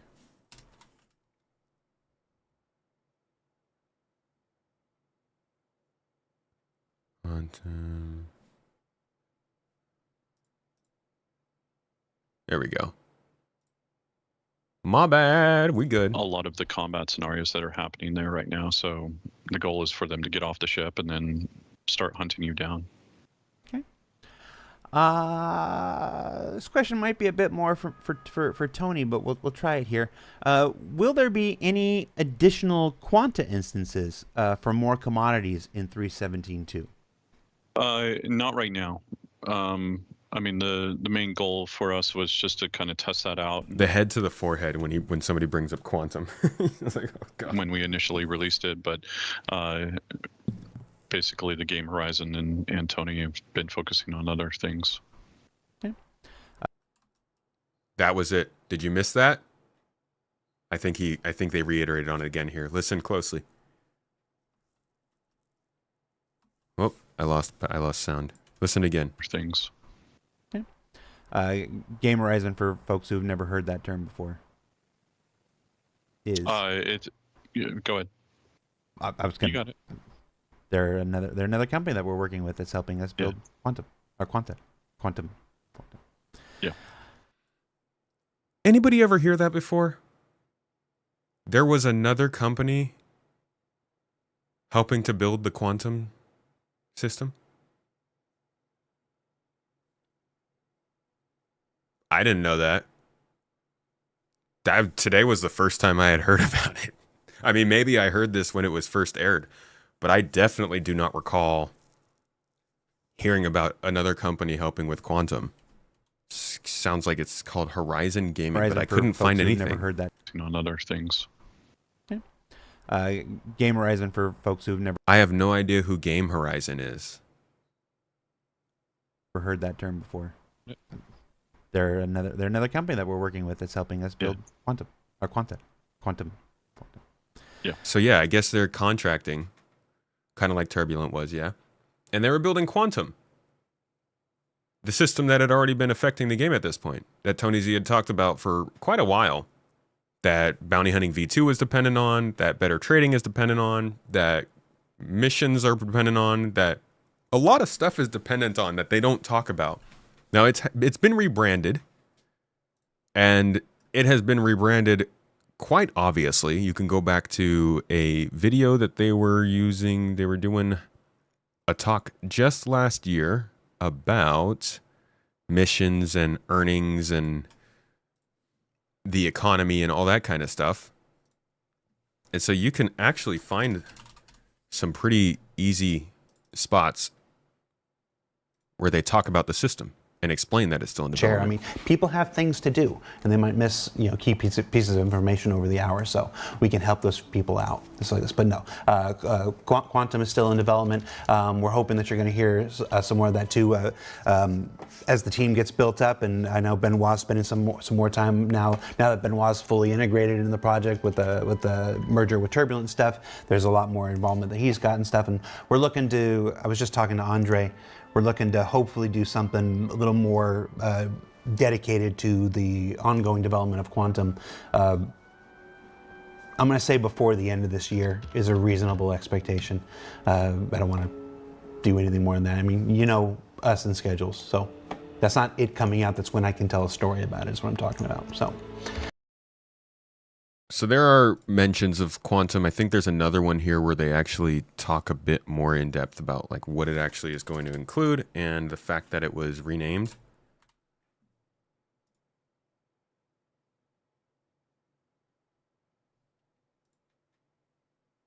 Go ahead and answer some questions in the meantime if you want to. Still Tomo 2 says, so Quanta is dead. This is just set stuff? No. I'm going to guess that, yeah, you know, what Vengeance is Mine is saying, bro, we just answered that 3 minutes ago. It was more like 10 minutes ago, and maybe still Tomo just got here. But yeah, this is where you guys can help. Game Horizon, thank you. Thank you. Let me see if I can, yeah. So Game Horizon is a company in Montreal. That's interesting. Headquarters in Montreal, develops games for iPhones and iPad. Okay. That's really quite interesting. Why are they working on an economy for Star Citizen? Here's a post about it on the subreddit, which leads to a Spectrum post. Okay. They did the star map in the last. They mentioned a company called Game Horizon. Yeah, cool. So this is literally what we were looking for. This discussion topic already had a run of it, and the thread participation didn't go in a healthy way, so we aren't going to entertain a new thread on the same subject. Thread closed. Hell yeah. Love it when you can't go and find information that should be available because of all this stuff. There's no links in the chat. If you could send a link to a mod, they can post it to me. Maybe this is the one where it didn't go well. Briefly mentioned that Game Horizon, someone else sent your work, whether the company is called Game Horizon, previously done work on the star map. This is great to hear, as they did a great job on that. Thread about a video game without linking the video queued to the comment. I have the same concern. Theaters of War and Star Marine were both outsourced. In all likelihood, they've adopted the 3D interface they provided for the star map. Oh, the star map like on the website. Nice. Oh, that is very well done. A lot of hit or misses with merch and simulation. Are they working on the quantum simulation as an economy or simulation travel? We'd prefer to avoid seeing these unpleasant jabs. The bickering and one-up posting as a discussion should strive to remain. I mean, there's no explanation, so we just don't know. We don't really know what was actually happening. Sent me another link. Game Horizon star map. Yeah, so they worked on the Arc star map. Have not been... But they don't have it up here. Yeah, they don't have any of that kind of stuff on here. I wonder how long they were actually working on Quantum and how much they got paid for it, because it doesn't look like they really did much work after that. But as you can see here, it's still going. Putting another chatter down just to share the information they might have missed, or maybe they were in the kitchen making a sandwich, or maybe they were in their room punching their chair. I mean, people have things to do, and they might miss, key pieces of information over the hour. So we can help those people out, just like this. But no, Quantum is still in development. We're hoping that you're going to hear some more of that too as the team gets built up. And I know Benoit's spending some more time now that Benoit's fully integrated in the project with the merger with Turbulent stuff. There's a lot more involvement that he's got and stuff, and we're looking to, I was just talking to Andre, we're looking to lots of mentions of it still being Quantum, in development, which is again still the system in development, still where all this goes eventually. This was last year. This is a year and a half ago. Almost. This is June of last year. There's many working parts to the back end systems, which are variously called Quantum or StarSim or whatever they're called. So a lot of confirmation there. And then you go to CitizenCon a little bit later in the year, and they do indeed confirm that StarSim is still that back end that is running the game. It says it here. On their actions. I'll start on that provide an outlet for our more FPS-focused players. On top of all this will sit a dynamic layer powered by StarSim. While StarSim will be the driving force in our dynamic economy, it will also track player and AI activity and dynamically spawn events based on their actions. For example, if it tracks large amounts of resources being moved from one home location to another, it will have a chance to spawn pirates to intercept. The way he describes it sounds similar to what they described Quantum, but it's also the way he described it is much simpler than what we were expecting. So who knows where it is? Who knows what's going on with it? Who even, God knows who's working on it these days. But that is the mystery of the quantum system. The plot keeps thickening. I don't know what the heck's going on with this economy or what their plans are for it, but they keep mentioning StarSim and not telling us what it is, so we'll just keep, I guess, making a fuss about it until they finally mention it. I have been your host, Tomeinstein?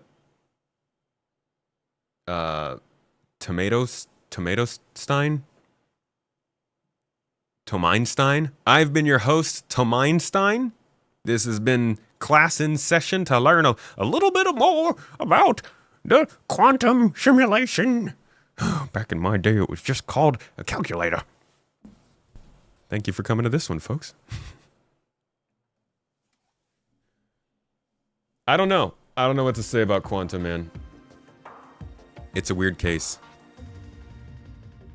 Mark Twain loves SC. They keep calling me Mark Twain, but I'm actually Einstein. Tom Einstein.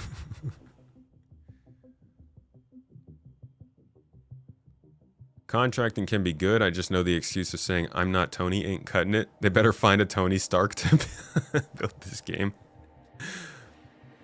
You don't think his wording was traditional MMO style at all? You think he was simply trying to keep it simple in his explanation, but he said he would be all seamless. Thank you for coming to the stream, Talus.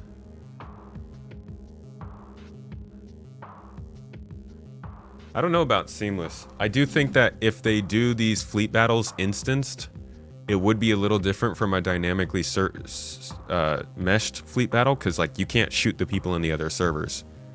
If those people are in other instances, they're just blocked out to you. But if you're just in an area where you're seeing the other side of a server boundary like they were in their demonstration back in 2023, you still do have access.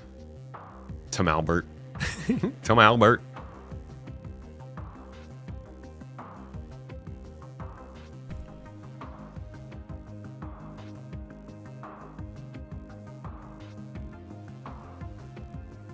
So, friends, that's what I had planned for today.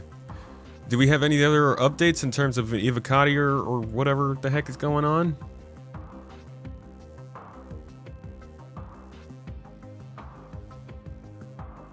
Any other announcements about the Evocati patch? You can't shoot the people inside the ship versus the ship itself.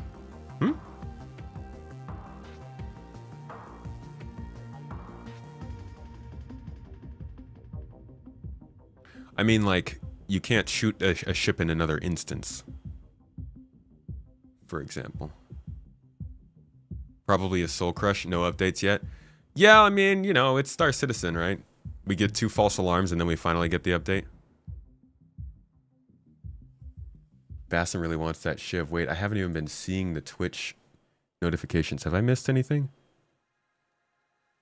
Town Scott with a 3-stream streak. Thanks, dude. I also realize I can't see the YouTube notifications either. Engineering Tech preview tonight, I hope so. I certainly hope so. Hope they figured that out before starting those battles. So many times you see people in other hangar instances while in your hangar. You don't want a spaceship inside your spaceship? Oh, you mean they have an instance inside and outside of the ship. I see.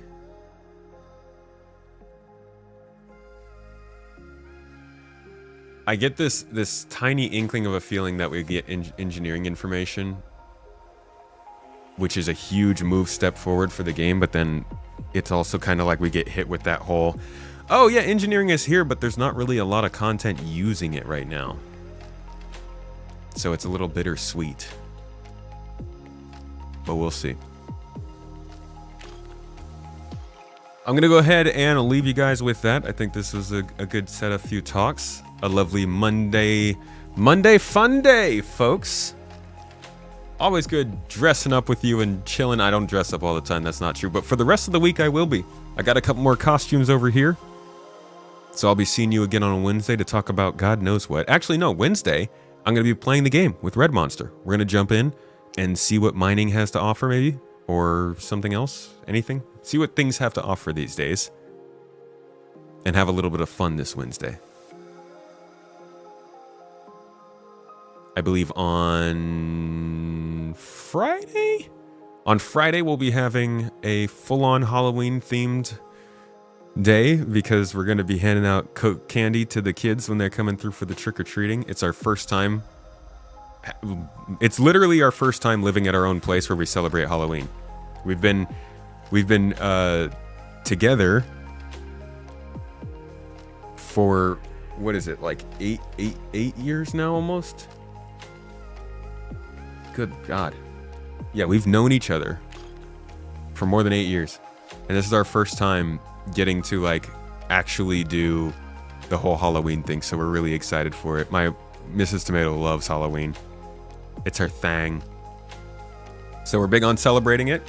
And if you guys are celebrating, please post your pictures in the server, in the Discord server, on real life or whatever. Hop in there, show us like what you guys have decorated, if you're doing any carving of pumpkins or anything like that. We really love the spirit. We like celebrating. We like seeing other people celebrate. Post your pics, give us tags, let us know. We'll party together. You hand out quarters instead. That's not bad. Not bad at all. I remember back in the day when people would be like, careful that they're not handing out your kids weed. And then as I grew older, I realized, I was like, why in the world would people be just wasting their weed, giving it to kids who don't know what to do with it? Kids just gonna pull it out of their candy bag at 7 years old and be like, Mom, I got a nug! Yeah! Let's get baked, Mom! Hell! But also make sure your kids aren't getting drugs at Halloween, unless they're supposed to. In which case, maybe double check your neighborhood. Exactly. Wouldn't be giving away my drugs. Hell, I'm smoking my weed. Why would I give it to you guys? You're not even hanging out. Not even gonna pass the joint.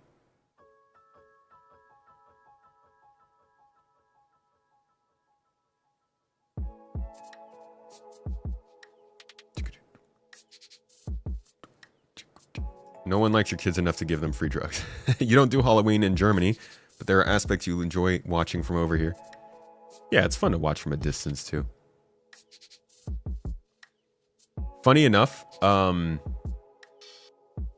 believe it or not, guys, actually back in Turkey, people think that it's a Christian holiday, which growing up at a Christian school,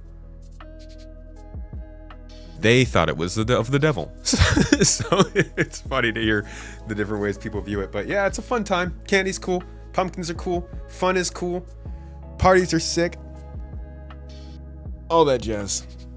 Again, I appreciate you guys. Y'all are great people. I'm gonna send you over to Citizen Her. It's been a while since we raided. Give a thanks. Give a hello. Let them know where you came from. Celebrate in chat. You know, drop the toes. Say all the things, and you guys have a wonderful day. Treat yourselves well. Do something you love today. Please go eat something good, and you better do it. This is homework. I'm gonna check back with you on Wednesday, and if you haven't told me what delicious you've eaten between now and then, I will literally kick you out of the classroom and make you sit outside the door for the next 10 minutes. It's funny that was a consequence back in the day. It's like, ooh, free time to just hang out without supervision? That's great. Yes, please send me outside. No, please, do something you love, guys. Have a good time this week. I will be back with you on Wednesday to talk about all our great times playing the game and just chilling like the garden. You're great people. You're good company. And I appreciate you. I'll see you all on Wednesday. Have a wonderful one. Bye, everybody. Bye-bye.